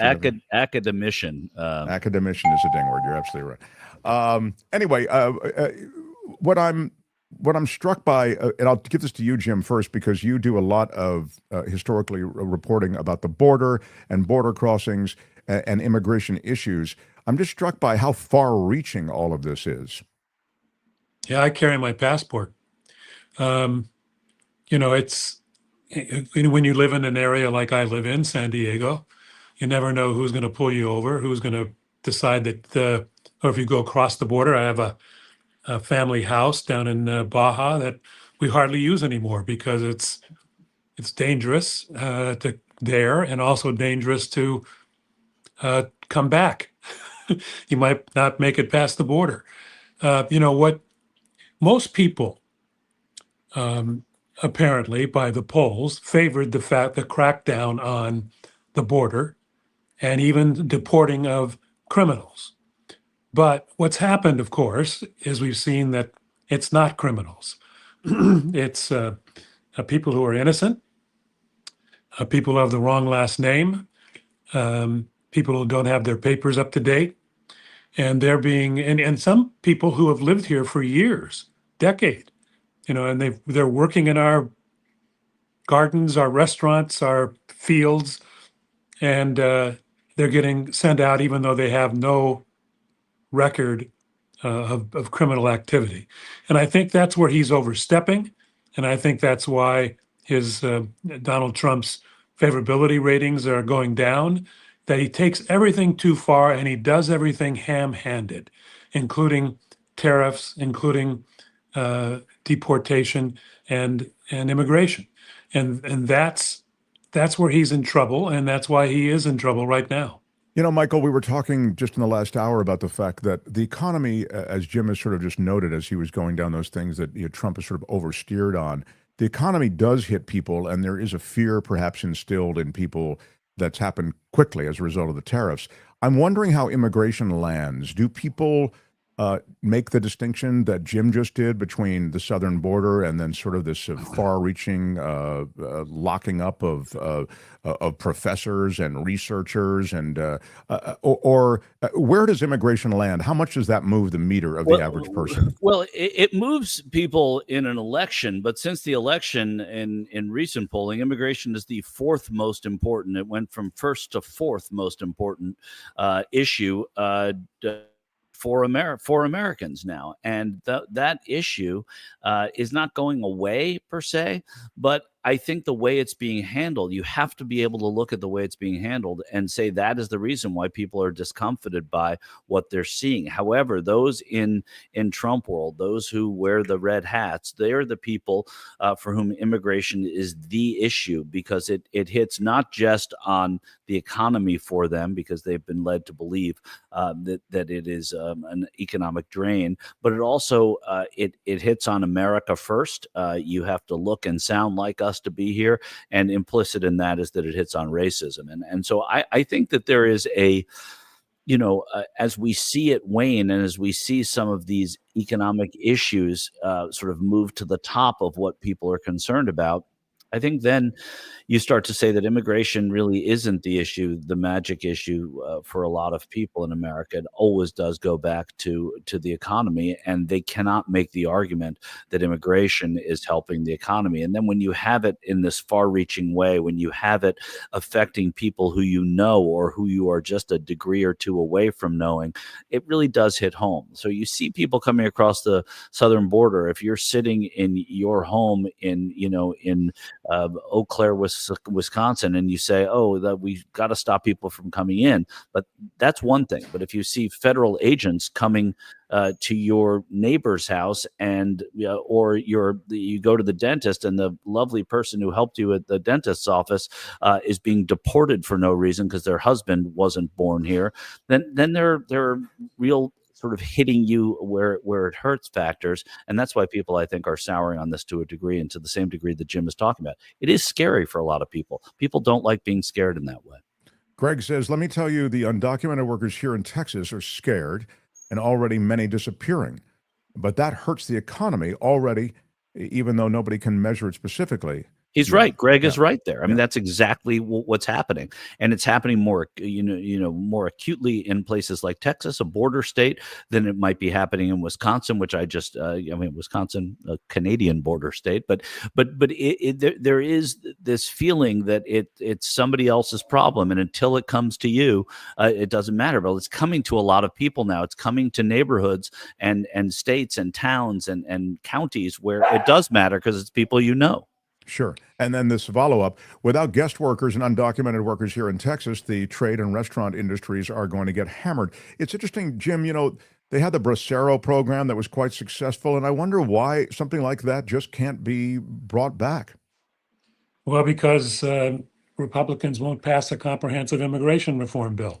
Yeah. If they passed it, there would be a guest worker program, and that was part of the bill back in 2015. Is to allow workers to come in, do their jobs for seasonal, and go back home. And most of the immigrants, or many of the immigrants, would be happy with that. They're here for money. They're here to make money. And if you allow them to make money, they will make their money and go home. Yes, it was a very successful program, and it should be done again. And but we should add Republicans that get scared. it was a program that was put into place under a Republican president too. And Right. that sort of And in 2015, the sponsors of that bill included Marco Rubio and John McCain, and other Republicans were involved in that bill. Rubio can't even sit up in a couch anymore. He has to slouch down. He's lost his spine so much. But they have the Republicans have stymied any of that and will not allow it to happen. There needs to be a comprehensive immigration reform, which would include more border patrol, more technology at the border to stop illegal immigration. But because it also means that they're going to allow a path to citizenship after 10 years and with no crimes committed. And also programs like the Bracero program or the guest worker program, the Republicans won't allow it. It was asked by Randy, don't the H-2B visas, those are for agricultural workers, right, Jim? I think, don't they address some of this? I don't know how quickly those visas are granted, and I don't know under what quota is the word I guess I'll use. And that is to say, how many of them can be granted. Clearly, many agricultural workers are working without formal visas. And last thing, I'll stop talking. I want to hear what you guys have to say. But I think also the system is overwhelmed. And so even without this draconian policy of the Trump administration, you have the pipeline jammed up with people who would love to have legitimate visas and offering sort of a legitimate way to be in the U.S. But the system just doesn't permit it, given the kind of limitations. Well, also given the cuts, right? I mean, so you can, if you have Doge coming in and talk about efficiency and you're cutting all of these federal workers, well, many of those federal workers are federal workers who would be part of processing so many of these incoming migrants. So it happens everywhere, right? At every part of the operation. At the beginning, there are too many people trying to come over. At the end, there aren't enough people here to process the ones that are legitimately trying to come over. And then what happens? Then we have tariffs, and then we have people out of work here because so many government workers have been furloughed that laid off and fired because of all the cuts that have happened, that you're in a position where nothing is working properly. And even, the IRS and the Social Security Administration, all of these parts of the immigrant experience in America have been limited. And so it creates problems that supersede the problems of actual immigration and whether people think that we should be reforming it. And as Jim said, as you said, Mark, there was immigration reform. It was on the table in the last administration and when President Biden was in office and the Democrats had Senate control, there was a compromise bill that Donald Trump out of office said that we can't pass because we don't want to do good things because that'll make Biden look good. So it isn't about, when you talk about America first, there's nothing first about America if you're rooting against improving it. And that's a big problem. I feel as though the nuance in the immigration controversy is kind of lost because there are differences. I mean, now it's about this Abrego Garcia and the fact that he was in the country legally. I mean, the idea somehow that you could be here legally, it's kind of to Jim's point. Now you have to carry a passport and you worry that just based on your last name, you could get scooped up. And they are loath to reverse whatever mistake they've made. And Tom Homan is saying the court order that actually allowed Abrego Garcia to be in this country legally and the court order demanding his return, those are meaningless, to use his word. Because the Trump administration has designated MS-13 as a terrorist organization, and Homan repeatedly is pushing the fact that this guy is part of that group. But again, that hasn't been something that has been presented to a judge prior to this deportation and this mass deportation of these Venezuelans. Yeah, there's no proof of that. No proof that he was in MS-13.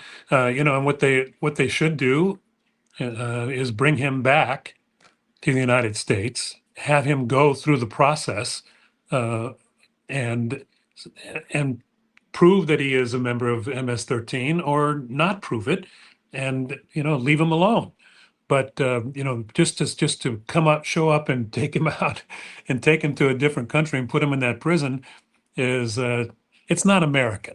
I mean, that's the problem is this is not American, what's happening now. Not the America that I grew up with or that I was told we are, and it's really a shame. We should be ashamed of it. Yeah, America is based on due process, right? I mean, that is one of the very first tenets of how we mete out justice here is giving due process to everyone, and there's no due process happening here.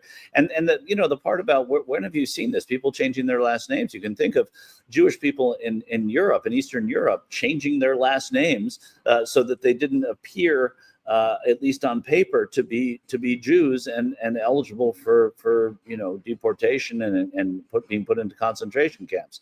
That's what happens here, and that's why people are afraid of even having their last names known, because the presupposition that everybody is a bad guy because they have a Latin look or name, that is really throwback stuff. And that's why, you see these people that there are people who associate themselves with the MAGA movement, who all they need to know is that they were here illegally.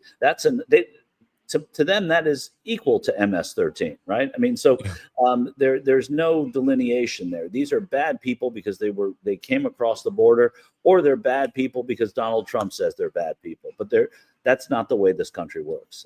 Before we leave this completely, I just want to ask about the political part of this, because this is asked by Randy. Don't the Dems risk looking like the party that doesn't want to deport anyone? Let's just use that question sort of as a gateway to the overall political question. Do the Democrats risk anything by, taking on an issue that did win for Trump when he was running for president? I mean, in my opinion, Randy hits on something that's compelling. But the Democrats also, I mean, you have to fight what is being done incorrectly and extra legally and against sort of the basic principles of being American above all else. So could it hurt them politically? Yes. But if you're the party that stood up to what these mass deportations, to this willy-nilly meeting out of immigrant justice, then you're already doing the right thing. And if there is something bad to come of them, look, Joe Biden and his administration deported more Americans than anybody, right? I mean, I think Barack Obama the same. I think it has been an increasing number. And that's nothing that to Democratic voters that you want to run around and be proud of necessarily on the campaign trail. But that's a fact. And the fact is that the Democrats are fighting against these policies of the Trump administration, which, in deference to what Randy is saying, is the right place to be. And it may come with some risk politically, too. But I think you have to overlook risk in politics sometimes. That's what the Republicans in the Senate and the House are not doing. They're not overlooking political risk. To Michael's point, in a one-on-one interview that I did with Barack Obama in the Rose Garden, the maddest he ever got at me was when I repeated the fact that he was being called the deporter in chief. He didn't like that, but it was true. He had deported more people than any president since then. I think the Democrats have to oppose, as Michael says, this, especially when it's an overreach, and especially when the courts are on the Democrat side. So as the courts go through here, it's not just the court on this one gentleman who's been sent away, but also there's a whole other courtroom where the entire business of sending anybody to Venezuela to El Salvador without due process, and the Trump administration is losing there as well, and they're being humiliated in court. So I think the Democrats have some cover as long as that's happening. Albert, do you have the AOC stuff where you could find it pretty quickly? Because there's these Sanders AOC rallies are immense. They're getting bigger. There is a momentum that seems to be growing. I want to get an idea of where this goes. I don't know how you marshal that momentum, reconstitute it into some kind of political power. Jim alluded to the fact that he is taking on water is Trump for any number of reasons, everything from maybe immigration policy on some level. It's probably the economy more than anything, I would say, Jim. I think that's just something that everybody is quite scared about. They see the market dropping. They see their 401ks going away. And even those without 401ks, just going day to day, it looks as though there's an inflationary spiral. So, Albert, maybe you can't locate it, but is there a way But inflation has not even started yet. That's right. That's exactly right. It's just anxiety about it. That's when inflation actually starts, then they're in big trouble. I think that what AOC and let me know if you get the we've got clip. it. Hold that thought for a second. Let's just see. This is AOC. It's a quick cut. Go ahead, please, Albert. Thank you. I just got any AOC. I'm not sure if there was a specific Okay. Well, we'll try that. Okay, let's needle drop AOC and see what we get. on the way here, we got a very interesting piece of news, which is that some of those Republican House members that we had visited, they just led a letter warning the Republican leadership, saying, we don't know if we can vote for Medicaid cuts now.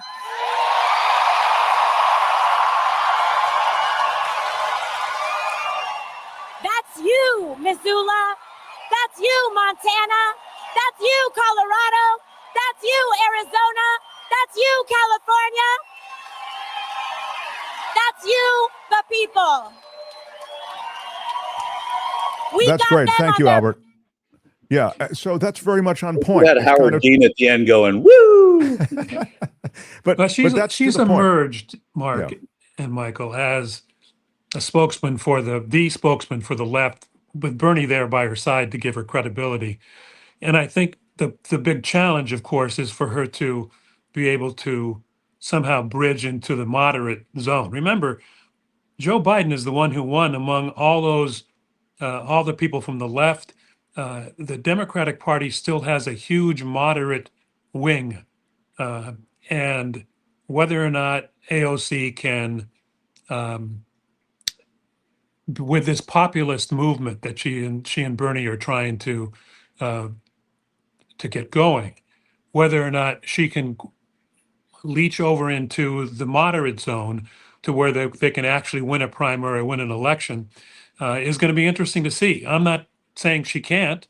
I think there's a lot of, she's very popular among the left, but the Democratic Party is such a split party that is, it's not just left. It's moderate. She's got to figure a way to do that.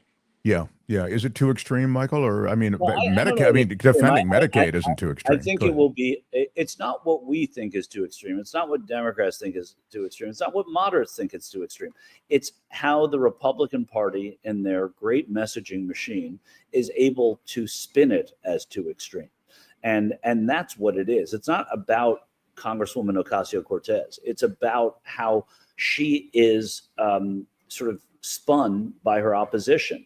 And demonized and demonized and the way that they've done that to Clinton and to Harris and to others and to Biden, both successfully and unsuccessfully. And so I think that they're very good at that. And that's why the Democrats, in order to win the presidency, are going to need all the people that are in that hall in Missoula, Montana. I'm not sure it will help in Montana, but in many of the halls that they've been filling around the country, they're going to need those voters to be excited. But those voters also need to get excited about other candidates. And Congresswoman Ocasio-Cortez and Senator Sanders have to be able to tell them that if it's not us, you got to get excited for anything that isn't them, right? And honestly, I'd love to see her run for Senate in New York, and against Schumer, and force him out. Schumer stands down. I mean, I don't know that that's the best thing. Personally, I don't know that that's the best thing for the Democratic Party is to have. I don't know that it isn't either, but I don't think running against the leader of the Senate in a home state race in a primary is necessarily the best way for time for him to step down, Michael. I agree with that. I agree with, but I also don't think I'm not talking really about the party or the country or anything like that. I don't think it's the best thing for Ocasio-Cortez and her future. I think unseating, a sitting congressman as she did with Joe Crowley is different. Unseating Chuck Schumer might be more difficult within the party. That's interesting. Yeah, you got to play with the party bosses. Yeah. Let me just add one thing: is that as enamored as I am with AOC, this country would not elect a black woman, and I believe, being Latino, that it is going to be very difficult to elect anybody but a white male. And I hate to say that, but it seems to be true. Hillary Clinton was a better candidate, would have been a better president, not necessarily a better candidate. Kamala Harris was certainly heads and shoulders above Donald Trump. And yet Americans, Latinos, blacks can't seem to pull the lever for a minority or for a woman. So if the Democrats want to win, it's my cynical belief that it's going to have to be a white male. Yeah, I hate to agree with you, but I do. I mean, or perhaps I believe it has to be a male, and I hate saying that. You know, the last the Democrats have sent 2 women to be the candidate for president. Highly qualified women. Highly qualified. Yeah, I mean, no, maybe among the most qualified. Certainly, I don't know about Harris, but certainly Hillary Clinton, among the most qualified people to run for president in any of our lives, and they didn't win, but they were running against sort of an anomalous candidate with an anomalous movement, perhaps. But I think that you got to stop taking risks, and sadly, that seems to be a political risk for the moment. Kim, did you have something? I didn't mean to, I saw you duck in a couple of times. If you had Oh, something. yeah. Well, I was just, you're talking about AOC. I think we have the video of her talking about Social Security, which I thought was interesting as well. And I was reading an article that Nate Silver, the great predictor of political things, he is saying that his prediction is that AOC will be the candidate in 2028. Sadly, though, I agree with you. As a woman who watched Hillary Clinton, the obviously more capable candidate, go down to defeat, and felt slapped down because it looked like America didn't want a woman in the White House. And then we have, again, knowing what we were getting with Trump, and again, they slapped down the more capable candidate, in my opinion. It feels like we're not going to, in our lifetimes, we probably won't see a woman in power in America. Well, maybe in yours, Kim, not in mine. Let's take a look at this video, because I know Mark sent it to me and I watched it last night. It was really, really good. Just yesterday, I saw on television, on Fox News. I can't hear it very well, Albert. You had this woman, Jeanine Pirro. Crazy thing about Jeanine Pirro is that she's from Westchester County, where I went to public school, and it's like, wow, how things have evolved there. Anyways, so Jeanine Pirro goes on television. She says, as though this is fraud, she says that they found so many babies and 2-year-olds and 4-year-olds who were receiving Social Security. I've got a notice for you, Jeanine Pirro. Those babies get Social Security because their parents died. That's not a waste. That's humanity. That's America. That's the country that we fight for. Those are the promises we make to one another. That is what it means to be in a civilized society. It's not waste. It is the best of us. So, look, Social Security, we got to wrap up, but Social Security, clearly, that's a win for the Democrats. Never thought that we'd hear Social Security on the chopping block, so early in administration. He brought it up in the first 6 weeks, through Elon Musk primarily. But again, there's a lot of real estate between now and the presidential election. Even between now and midterms, there's a lot of real estate. So she has a good message, but as you guys have both said, when it comes to a candidate, sadly, it's like a casting. You have to find the right boxes that the public will respond to. You're allowed to have a great message and not have to be the candidate for president. Exactly. And I think it's really important what this senator and this representative are doing in getting people a year and a half ahead of a midterm, 3.5 years ahead of a general, getting Democrats excited, unified, talking to them, rallying them. That these are rallies. That's what you do at a rally, and I think that's super important. And be impressed. And maybe people do want her to be president, and that's great too. But they don't. You can do both. Sure. Right. Wrong to, and I might be guilty of that as well. Maybe it's because the question comes up so much, but it's wrong to always see these rallies and the way that these two people have galvanized this kind of support and this kind of anger and this kind of momentum. Wrong to see it always through the prism of, well, could they be president? Could she be president? Right. You're absolutely right about that. And Senator Cory Booker with his filibuster on the floor, talking about every single thing that the Trump administration is doing against us. Could he be president? Sure. But by the same token, it's great that he's doing that. All right. And it's great that he's talking about it. And so anyway, I could certainly see her standing beside whoever becomes the presidential candidate, whether it be Gavin Newsom or more toward the middle, Pritzker from Illinois, or Shapiro. And then you have this firebrand standing beside her at all the rallies, standing beside them at all the rallies, revving up the left. And she she does a great job at that, and she should be praised for it. And doing in a sense, and I know you're up against the clock here, but doing in a sense what many Democrats complained, whether correctly or incorrectly, that Senator Sanders didn't do for Hillary Clinton in 2016, doing that for whoever the next candidate is, if it isn't themselves, in 2028. Being that person who says, yeah, we're not exactly aligned on every single issue, and I wish they would go farther in certain directions on certain issues, but this is the person who's got to win the presidency. Congresswoman Ocasio-Cortez is very good at doing that. She did it for Joe Biden, and now is being much more vocal about it in sort of a general way, and I think that's very effective. Michael Shure, you're hosting for me next week, are you not? Yeah, yes, I will be hosting it. We'll be talking about that later. Are you solid on it, or is there an issue? We'll talk a little later. I'm solid on some of it, and we have to go over the dates. To bring it up, put it on air, and let's do it here, right? Well, it's the only time I get a chance to talk to you, but maybe that's because I don't try you any other time. We text a lot. Regardless, the show will go on. And 48 Jim, seconds of sports, and you know what? Unless I get a firm on next week, I'm disbanding 48 seconds of sports. You should do the show just to get your 48 seconds of sports on. Thank you, Albert. Thank you. Yeah.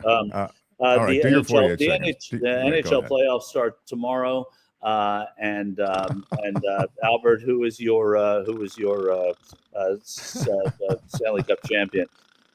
Is Jim Oliver? He's snoring. Exactly. It's supposed to be here today. Wasn't Jim Oliver? Yeah. Did he do it today? Okay. Unless the Blackhawks are in it, I'm not interested. Right. Okay. Well, Albert, who's going to win the Stanley Cup? I'm just hoping for any Canadian team to not win it because I want that narrative to continue. So I'm going to say the Avalanche are going to win it all.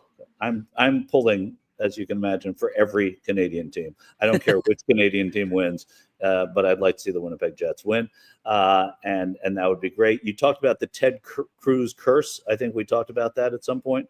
And whenever Ted Cruz goes to a game to support a Texan team, they lose, which I think is hysterical. And look that up because it's kind of funny. Michael, thank you. Jim, thank you. And Jim, by the way, has a new column, and it's important. It's all about, we'll have a link to it underneath this video. It's all about the importance of journalism and quality journalism and the dearth of same.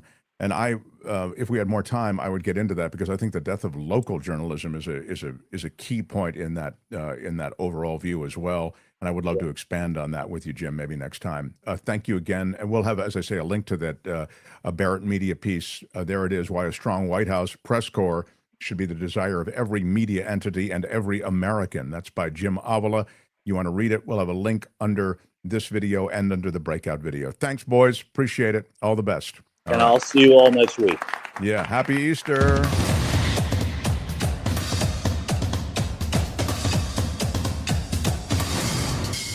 The Mark Thompson Show. Who's Mark Thompson?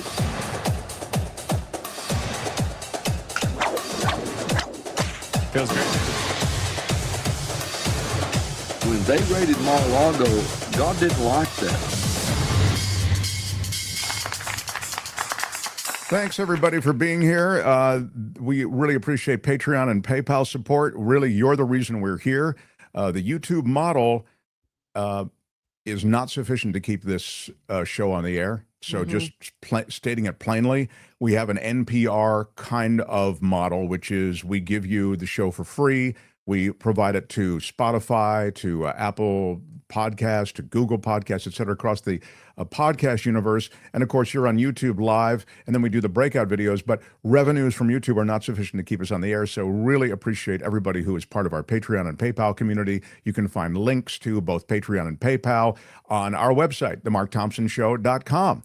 And you can also find those links to Patreon and PayPal underneath all our videos. So appreciate everybody who has joined that effort and helped sustain us. And all of your names are scrolled at the end of every show, because without you, every show wouldn't be there. So you are the reason every show is there, and it's for that reason that we scroll everybody's name at the end of every show. So thank you, everyone who's part of that. Can I say something that I've been noticing today? You look you look hunky in that red shirt you're wearing. Well, thank you very much. Yeah. I have, Did I make you feel uncomfortable? Oh, girl, no, baby I'm girl. laughing because I feel Don't as even unhunky play. as I feel unhunky. I was like, because usually you wear a dark color, but this red color kind of stands out, and need to order some more of the red color. You look like a hunk today. I told Michael Snyder I wasn't going to be joining today, and there's a reason I can't really talk about it without breaking down. So I'm sorry. I was trying to give you compliments to bolster So- your spirit. Yeah, I know. I'm sorry, But Marcus, I want to get Michael on. I want to get him on. So I thought maybe I should at least dignify him. I can dignify him with the harp. Are you going to do news, or is Michael coming right on?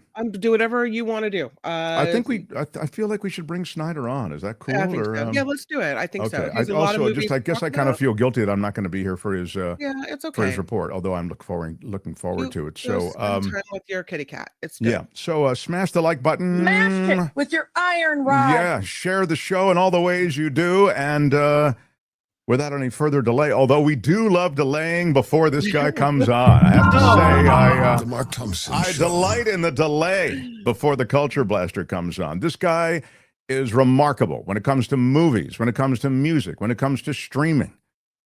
He is a writer. He is a brilliant mind when it comes to the arts. He graces us on Fridays, and he comes and goes on a rainbow. How about it for the great Michael Snyder, the Culture Blaster? Michael, I wish I could be with you for this, and I'm really sorry I cannot. Thank you for being understanding. No, I totally get it, and I'm of course tickled by the sound of the rainbow. But I just want to point out, from here on in, you can refer to me as Mark's Madness runner-up, Michael Snyder. By the way, I'm not trying to quibble, because that's not my way. Sure. But I actually had the best average of picking wins over losses of anybody in the entire competition. And I call it a competition. Kamish, were you aware of this? Apparently, Michael Snyder feels that he was, at least in terms of winners and losers, he had one of the best records, if the best record in the competition. I mean, at the end of the day, Mark, you were on top, so I think that's the only. Thank you, Albert, and that's why we love Albert right this there. sounds like Mark Albert, put in thank you. Yeah. Mark put in a call to Elon. I know how this happened. Anyway, it was all awkward to kidding- win my own I know. competition. We're all like the eye rolling could be heard from coast to coast. Yes. I want to point out that the Culture Blast this Friday is brought to you by the Comic Book Boys. And as a comic book collector, and I know, Mark, you have a couple of valuable items Yes, in I your do. purview. And as a comic book collector and a guy that wanted to basically monetize a decades-long collection of comic books, I turned to the Comic Book Boys, who are based in Orange County and easy access from Los Angeles. So they will travel anywhere in the country to pick up the considerable collections and then assess them and monetize them through various bidding wars, and they do eBay, they have warehouse sales, and what they're really great at doing is, again, figuring out the value of your comics, and if they're not in the most perfect shape, they have comic book presses, they tidy things up, they rate them, and they get the best bang for your buck, or the best buck for your bang. I don't know. I do know the comic book store that I used to go to would be jealous of the kind of sales these guys do. And also, one more quick note about the Comic Book Boys. You can actually check them out at cbbauctions.com. And also, if you're looking to purchase comic books, they're a wonderful pipeline to that. And again, Mark, if you ever decide to sell your Batman from the 1940s, I think these guys are the people to turn to. Well, my Batman from the 1940s, Michael, is worth over $2 million, and so I want to hang on to it and let it appreciate. I'm going for $3 million. What with it? Yeah, you can understand. I have my Fantastic Four, Four, which is also from the 60s. That would go for about high ones, low twos. Is that right? I really don't know. You'll have to ask Chris and the gang at the Comic Book Boys. Check in with them again, cbbauctions.com. I'm excited about the Comic Book Boys, cbbauctions.com. And I have to tell you this, Kim, that Michael had an apartment in San Francisco. He still has it. And it was filled with comics that were, he had them all organized. But I mean, when I say filled, it looked like the old Tower Records, filled with these comics. Incredible collector. And the fact that the Comic Book Boys were able to go through there and, figure out, they figured out what it was worth and they gave you a nice price for everything. It's cool. They did. And they let me, I asked them, if you run across this book or that book, I'd like to hold on to it. They were totally great about that. So check in with them. And, it's a Good Friday. No. It's a great Friday, even for Good Friday. And that means that Easter Sunday is only 2 days away. And I think it's going to be a weird Easter since eggs are too expensive to dye and hide on a lawn for the kiddies. I mean, the cost is to die for, Anyway, here's a couple quick reminders. Smoking Easter grass is still illegal in some states. Oh, yes. Thank you for that. And you are on your own when it comes to Peeps. I'm afraid of the new Peeps flavors. Have you seen Where are my weed smokers at? Cinnamon churro, Breyer's cookies and cream, tropical punch, Rice Krispie treats, chocolate pudding, and of course, Dr. Pepper flavored Peeps. If there was ever a sign of the impending apocalypse, it's Dr. Pepper flavored Peeps, no question. Happy Easter to you too. Tomorrow in Petaluma we have the Butter and Eggs Day parade. So that's cool. Great. Yeah. Wow. Yeah. Butter and eggs really always needed a parade. I'm glad to see they're finally getting the That's not fake. That's real. Kids, go at it. Everybody have a good weekend, and we'll talk soon. Thank you. All right. Michael Snyder, go for it. Take care, Mark. Let's get to movies, Kim. It's you and me now. We've got control of the ship. What do you say? I really like it. I really like it. I'm still stuck on Dr. Pepper flavored Peeps. I did not see those in the store this year, and I have to go look for them now. I don't know. Do you think they're carbonated? That when you bite them in there, you kind of get the Pop Rocks effect. Go full Dr. Pepper. Come on. Okay. It sounds really gross. Movies. I don't know. We're going to do movies. Easily one of the best and most exciting movies of the year, Sinners, is the latest from screenwriter-director Ryan Coogler. And as a Bay Area guy, even though I'm in LA at the moment, I'm proud of Ryan Coogler, an Oakland, California native whose career got kick-started by the indie drama Fruitvale Station, and who went on to blockbuster status with 3 massive hits, Marvel's Black Panther and Wakanda Forever, and the Rocky sequel Creed, and now he's got his own potential franchise with Sinners. This is a sprawling vampire movie set in the Depression-era South, complete with memorable characters, loads of country blues, lots of great music in this thing, and some serious heat. So supernatural horror was never so spectacular and deeply soulful. Set in Clarksdale, Mississippi, which is considered by some to be the cradle of the country blues, twin brothers Smoke and Stack, like Smokestack Lightning, Smoke and Stack, who have dabbled in criminal enterprises up north in Chicago and thereabouts. They come home to Clarksdale to open up their own juke joint on the outskirts of town. Little do they know that an ancient evil is lurking around the area and awaiting the setting sun in order to possess a local with musical skills so magical that it can cut through time and space. And then there's, the local chapter of the Ku Klux Klan, who were pretty horrifying on their own. The cast here is superb, led What's by worse, what's previous. worse, Michael? What's worse, the KKK or vampires? It's really it's a toss-up, as Toss-up, you'll yeah. see. You'll see. If you see the movie, you'll know it's a toss-up. Okay. Anyway, the cast is led by a previous Coogler collaborator, Michael B. Jordan, as the twins. Yes, he plays both of them, Smoke and Stack, and the technology has continued to grow in power. You know, when you're watching it, it leaves no doubt that you're watching two distinct twins interacting with one another in the many scenes they share, so to speak. So it's Jordan playing opposite Jordan. And oh my God, you never doubt for a second that there's two people there. You also get Haley Steinfeld, who was in the Marvel miniseries Hawkeye. She plays Mary, another former local who has returned to Clarksdale and has eyes to resume a relationship with one of the brothers. Wunmi Mosaku from Marvel's Loki as Annie, the other brother's ex, who is still she's still dealing with a tragedy from their shared past. The great Delroy Lindo is a townie whose heavy drinking doesn't stop him from being a badass. Jack O'Connell, who played opposite Marissa Abella in the in Back to Back, the wonderful documentary. It was not a documentary; it was a biopic about the singer, the late singer with the black beehive hairdo. You know who I'm talking about. She passed away. We've already forgotten Amy Winehouse. Amy Winehouse, yeah. Yeah, and he plays a very shady white guy who really needs to shade.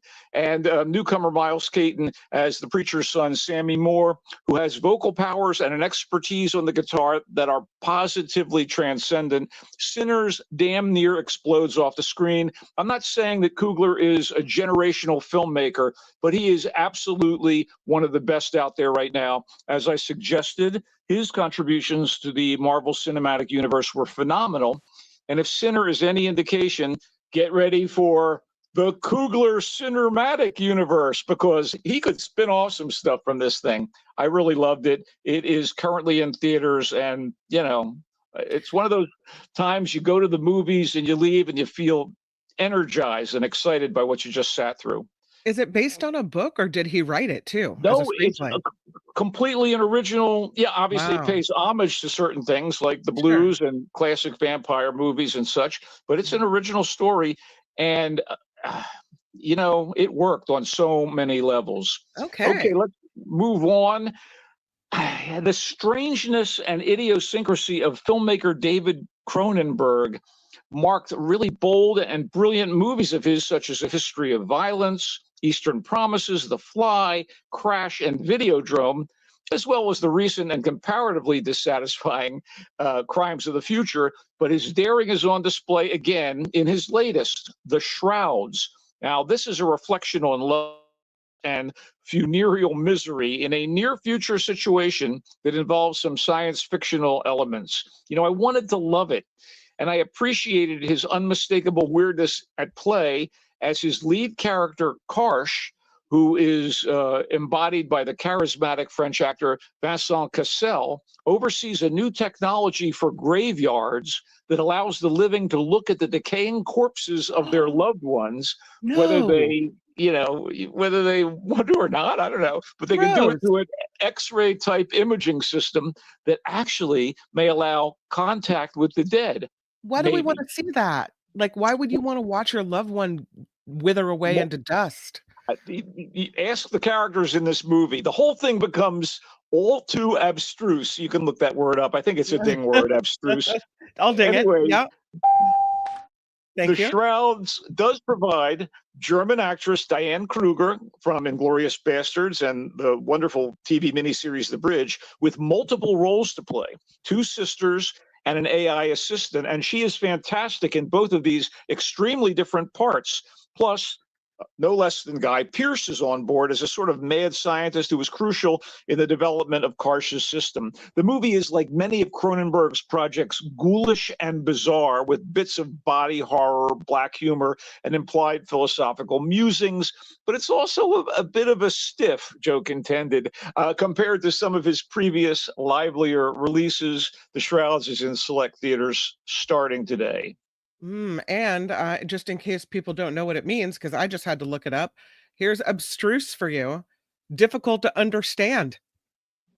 Nice. Yeah, there you go. I appreciate that one. Okay. I do what I can. Okay. So Okay. remaking a near perfect Asian LGBTQ plus themed romantic comedy would seem to be unnecessary. Hey, it was near perfect. But director and co-screenwriter Andrew Ahn went ahead and delivered a loving and witty reimagining of Ang Lee's delightful 1993 movie, The Wedding Banquet. The original is about a bisexual Taiwanese immigrant who agrees to marry a Chinese woman to get her a green card and has to hide his male lover from his tradition-minded parents when they come to the U.S. to throw a lavish wedding for their son and his betrothed. In the new version, you have gay couple Min and Chris, played by Hanji Chan, and Saturday Night Live cast member Bowen Yang. And these guys rent a cottage from cash-strapped lesbians, Lee and Angela. And the women are trying to have a child via very costly IVF. The women are played by Oscar winner Lily Gladstone of Killers of the Flower Moon and Kelly Marie Tran, who had a supporting role in the last Star Wars trilogy. The guys want to get a green card for Min, who comes from money, so they propose that Min marry Angela, and in exchange, Min will pay for the expensive IVF treatment. All is well until Min's family arrives from Korea.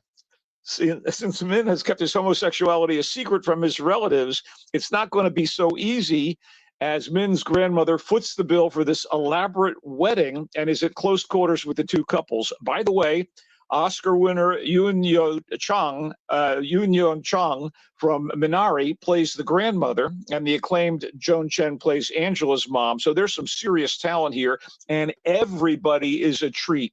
Even Bowen Yang, again playing Bowen Yang, as he tends to do in everything, from his sketch work on SNL to his movie roles in Wicked and Fire Island. In The Wedding Banquet, he has never been better on screen, delivering a performance that garners laughs and genuine sympathy. If you are looking for something suffused with warmth, humanity, and sweetness, look no further than The Wedding Banquet, which is in theaters starting today. John Watson is asking if it's a musical. No. There's some humming, maybe a few people sing under their breath, but no, nobody's busting into song. And you like this one? Yeah, very much. James Shalmas, who's a very renowned screenwriter and director, also co-wrote the screenplay with Andrew Ahn. It's good. Okay, now the movie that I loved, not quite as much as Sinners, but probably more than everything else we talked about today, is The Ugly Stepsister. Now, this is a bracing mix of fantasy, comedy, and horror from Norwegian director and screenwriter Emily Blichfeld, and it is a wonderfully clever, shockingly funny twist on the fairy tale Cinderella, as seen from the point of view of the beautiful and cruelly maligned heroine's stepsisters, and one stepsister in particular. There is more backstory than we've seen in earlier versions of the fairy tale, keeping focus of the circumstances on Elvira, played by Lee Myron, and boy, she is a find. She plays the homely girl of the title, who dreams of being beautiful and desired. There's also her quiet younger sister and her ambitious widowed mother, played by Anedal Torp, from the awesome disaster movies The Wave and The Quake. If you haven't seen them, they're Scandinavian disaster films, and they're as good as they get, and Torp is really wonderful. And the mom has married a seemingly well-to-do widower, but upon the death of the widower, the family fortunes take a hit, so mom enrolls her eldest in etiquette lessons and pays for gruesome medical procedures to turn the derided Elvira into a young lady who will catch the eye of the local, almost Byronic prince at a grand ball where he plans to choose a wife. It also has in-story reasons for the abuse of the widower's daughter, Agnes, played by Thea Sophie Loch Ness, who is saddled with the nickname Cinderella and is more of a supporting character here. Ultimately, The Ugly Stepsister is about the lengths that women will take, no matter how extreme, to live up to society's standards of beauty and earn the approval of those they covet. This elegantly shot movie is dark, disturbing, and yet sympathetic to the plight of poor Elvira, again, magnificently played by Myron with remarkable comic timing and poignance. She's a laughingstock who yearns to be more and thus goes through a transformation that literally poisons her. Is it a case of happily never after? You're going to have to check it out to know, and I recommend that you do. The Ugly Stepsister is in selected theaters. Fascinating, the take on the backstory of the stepsister. The movie poster freaks me out, but the story sounds really interesting. Well, it is. There are horror elements here, and you've got to be ready for that. Much like Sinners, but I love you. You're preparing me. This is good. Okay. Yeah, they're both really, really good films. Okay, let's zip through a few more before we move on to maybe some TV recommendations. Despite echoes of other movies about demons and possession, It Feeds works well thanks to a couple of fresh elements in its mythology, which is built around a succubus-like demon that functions like an infection and can be passed on from person to person under the right or I don't know, more properly wrong circumstances. And it is sold by the commitment of the actors, especially the woefully underrated Ashley Greene. We don't see her enough.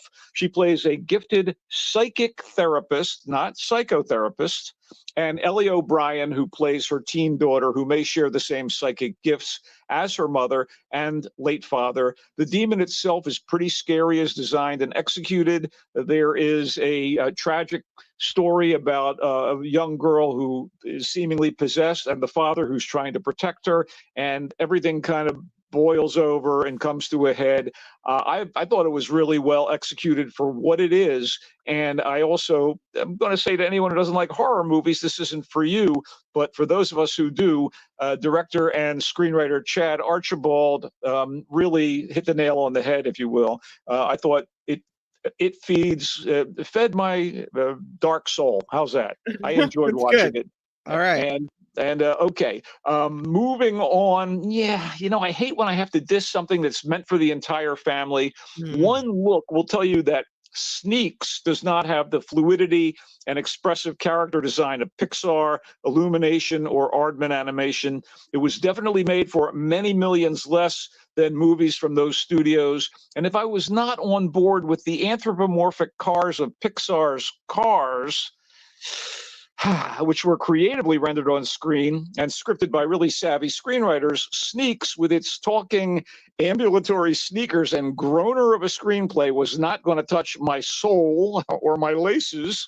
And, I have to admit that it makes me feel like a heel for not liking it. But anyway, the main thrust of the story is that a nice kid with serious basketball skills has crappy sneakers that are falling apart. He attends a sneaker expo in New York City. I think those things kind of exist, and in a lottery there wins a pair of fancy designer sneakers, also colloquially known as kicks. But those sneaks are stolen by a collector of high-end limited edition sneakers before our young hero can put on his and show off his skills at a midnight basketball tournament. Yeah, it's nice to see a feature cartoon that embraces street culture and hip-hop music, and there are name actors handling much of the voice work, including Anthony Mackie and Martin Lawrence as respectively one of the stolen designer sneakers and a tossed-away, worn-out Streetwise sneaker. You got Lawrence Fishburne as the ruthless collector, but none of that raises Sneaks the movie out of the realm of well-meaning but kind of cranked-out and targeted product. I mean, the constant dad jokes, if dad was an old ratty pair of kids, didn't amuse me. Little kids may well love it. It's got a lot of bright colors and a slobbering bulldog that belongs to the collector. That's always a winner in the younger set. As for me, I got no kicks from Sneaks. It's in theaters. All right. Sneaks is a no-go, huh? Yeah, I just wasn't buying those sneaks. Let's wrap things up on the movie front with G20, which people can watch at Amazon Prime Video. I prefer G20 when it was a little more claustrophobic, focused, and plausible, and called Air Force One. The one where the president is on a plane with terrorists and has to figure out a way out, and he's kind of a tough guy. Anyway, as for G20, it's not a bad time burner on a slow Friday night at home. Viola Davis is Harrison Ford. I'm sorry, I mean President Danielle Sutton, with a loyal stand-up first gentleman played by Anthony Anderson, a rebellious teenage daughter with super hacker skills, of course, and a genial scholar for a teenage son, not to mention the global monetary system in the balance. She's got a lot to fight for when crypto terrorists invade a G20 economic summit in South Africa and try to hold the leaders of 20 nations and their spouses hostage. And as an ex-soldier, President Danielle fights, and she fights back. The fantasy of a noble, empathic, athletic POTUS seems light years away from the harsh, base reality we're now facing, no? And the fact that she's an able-bodied Black woman is even more of a departure from the bloated orange man thing haunting the white supremacist house right now. So it is a little fantastical, but I enjoyed watching G20. I just didn't think it was greatness, and again, somewhat derivative of other movies that we're familiar with. All right. This is one of those movies where I think I would just wait till it was, well, it is streaming. You say it's on Prime, where I would put it on kind of in the background as I was doing other stuff. And it kind of is amusing and entertaining, but you don't have to super pay attention. I don't know. Yeah, you can put your brain on hold watching something like this. Thank you. Just go with Viola. She'll take you where you need to go on G20. So, it's always fun to throw in a few television recommendations, is it not? Yes. So I'll quickly just say that I have been, again, I hate to keep leaning into the horror genre, but I have been having an absolute ball watching The Bondsman on Amazon Prime. The Bondsman stars Kevin Bacon as a bounty hunter, a bondsman named Hub Halloran, who was married to a local and extremely talented country and Western singer, played by Jennifer Nettles, and their relationship fell apart. And when Hub is murdered by the guy that the ex-wife is now seeing, and who is now, this guy is also kind of trying to co-parent the son that Hub and his ex-wife had, who's obviously got musical talent inherited from his parents. This guy tries to kill Hub and succeeds, except he's brought back from the dead to chase down demons who are escaping from hell as his penance, because he himself did something very bad, albeit inadvertent, that has basically doomed him to eternal fire. I got a massive kick out of this, and I enjoyed it. I think there's 8 episodes in the first season. There is a bit of a cliffhanger. It's just well done. Creative director David Granger wrote a bunch of the various episodes. And I love seeing Beth Grant, who's a terrific character actress, playing Hub's mom, Kitty, spunky, feisty, good with a gun, no nonsense. And Damon Harriman, who is an Aussie actor who played he plays villains, generally speaking. He's on board here as the new boyfriend to the ex-wife. High marks for me. But again, I don't know that it's necessarily your cup of tea, Kim. He's got a chainsaw in his hand. So you say this is a horror one, right? Just to clarify. Yeah, it gets pretty grisly. So I don't think it's your cup of tea. But if you do want something a little scary and creepy, the latest season, season 9, 8, I don't know, of Black Mirror is on Netflix, and it is fantastic.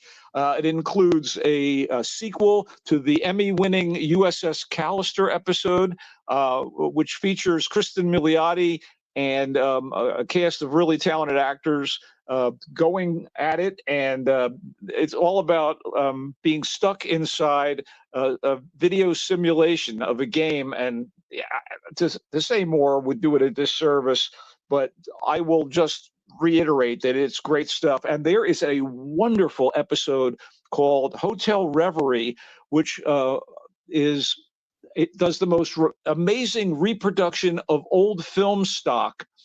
And it stars Issa Rae as a contemporary film actress who is looking for a new vehicle. And she is convinced to star in a remake of Hotel Reverie, which is a classic film from the late 30s. Think Casablanca. And what they're able to do with this technology in this episode is put her into the story. And when inside the story, she meets and interacts with the characters from the 1930s version, one of whom is played and beautifully. I can't. I don't want to give anything away, honestly, but it's just inspired and so beautifully executed. So I give incredibly high marks to those 2 episodes, and the others are generally almost as good. And so, big recommendation for Black Mirror at the latest season. I haven't seen any of the Black Mirror seasons. Is it about how technology impacts society, or what's the general kind of gist of the show? It's Twilight Zone and Outer Limits, sort of, but everything is about, and again, as we discussed earlier, there are movies that couldn't be made like Drop in 1995 because we didn't have the technology. The thing about Charlie Brooker, who is the creator and executive producer and oftentimes the writer of Black Mirror, these technological advances have changed society so much and will continue to do so. And this is about the implicit horror and danger of a lot of these things. And you won't be horrified, particularly by, say, Hotel Reverie. It's not gory or anything, but it is thrilling and exciting and tense making. Again, the word inspired comes to mind. All right. Should we recap it, my friend? By all means. Let's do it. You started with the movie Sinners. You said it's a vampire movie, and you said it nearly explodes off the screen and works on so many levels. You're recommending Sinners. The Shroud. Right. I do want to, not to interrupt, obviously racism is a major component, of the tension between the vampires and other local townspeople and these 2 Black entrepreneur twin brothers and their patrons at the juke joint. I just thought I'd throw that out there. And it opens today, Sinners. The Shrouds. You wanted to like this, but I think you had problems with it. And honestly, I got distracted looking up your ding word, abstruse. So I don't know. Yes, this is a recommended, yes? Only to Cronenberg fans. I think it's a little, kind of, I use the word occasionally, muddled on some level. Okay. But the performances are great, especially that of Diane Kruger in multiple roles. I typed in, he wanted to like it, and then that was all I typed in. Yeah, I wanted to. I mean, Guy Pearce, Vincent Cassel, and Diane Kruger, what's not to like? Well, if the script feels like a cul-de-sac every 3rd scene, I don't know. Maybe it's not quite up to Cronenberg's best. The Wedding Banquet, you very much like The Wedding Banquet. You said this is a good movie, and you recommend this one. The Ugly Stepsister, boy, you really like this movie. You said it's dark and it's disturbing. Great performances. The Stepsister, you liked it. And it's funny, too, in a bleak way, honestly. It feeds. The name alone is a no for me, but you said it works well. You thought this movie was well executed for what it is. So you say if you like horror movies, this movie's going to be a yes. It feeds. Right. There's a phrase I like to use, good of kind. That's what it feeds is. Good of kind, right. Not my kind, but good of kind. Yeah. Okay. Sneaks. This is a no. This is a family movie that just didn't do it for you, Michael Snyder. Well-meaning, you said, but it just looks kind of cranked out. You thought maybe it looked like it didn't have much of a budget. It gave you no kicks, Sneaks, and you say nope. But wait. The young children would probably get a kick out of it, not me. That's all. Yeah, there you go. G20 streaming on Amazon. You said it's kind of a new take on Air Force One. Fantastical, but enjoyable. Not greatness. This is not going to go down in history as the great movie, but you said, this is good enough, right? Right. It's good enough to watch at home on Amazon Prime. And, anything with Viola Davis is going to have, a talented performer going at it. And in that case, I say okay to G20. Well, your review was enough for me to put it on my Michael Snyder list, so it's there now. As far as streaming, you say The Bondsman is streaming on Amazon Prime as well, and it's Kevin Bacon as a bounty hunter. It is horror genre. You said you got a kick out of this, The Bondsman on Prime. Yeah. Also, lots of good country and Western music. It's not necessarily my jam, but when it's good, I love it. And Black Mirror, you say this is fantastic. This is the latest season of Black Mirror on Netflix. You call it Inspired. I'm not sure if these episodes stand alone or if I need to go back to the first season and make my way toward the latest. But they're all standalone except for USS Callister. This season brings a sequel to the wonderful Emmy-winning USS Callister, which again stars Kristen Milioti, who was so good in The Penguin, and the highly regarded Jesse Plemons. I don't want to forget him. He's also in the Callister episode. Awesome. And this report, your report, is sponsored by the Comic Book Boys, and you can find them at cbbauctions.com. Michael Snyder, you're awesome. So are you, Kim. Thank you so much. Always a pleasure. Go Giants. I'm down in LA. I may sneak over to the Angels Stadium in Anaheim to watch the Giants hopefully put it to the Los Angeles Angels. And our Warriors are going up against the Houston Rockets in the first round of the official playoffs.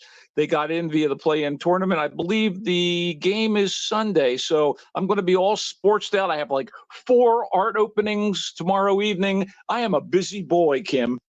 You are. I was reading a story about that Warriors-Rockets game, and the people in Houston are begging Ted Cruz not to go because they say every time he shows up, the Houston team loses. So they're saying, please don't go to the Warriors game. It's the Cruz curse that's on tap. Yeah. Do you remember that George W. Bush was an owner of the Texas Rangers, and he kept showing up at games when the Giants and Rangers faced off in the World Series, and the Giants won. So there you go. There you go.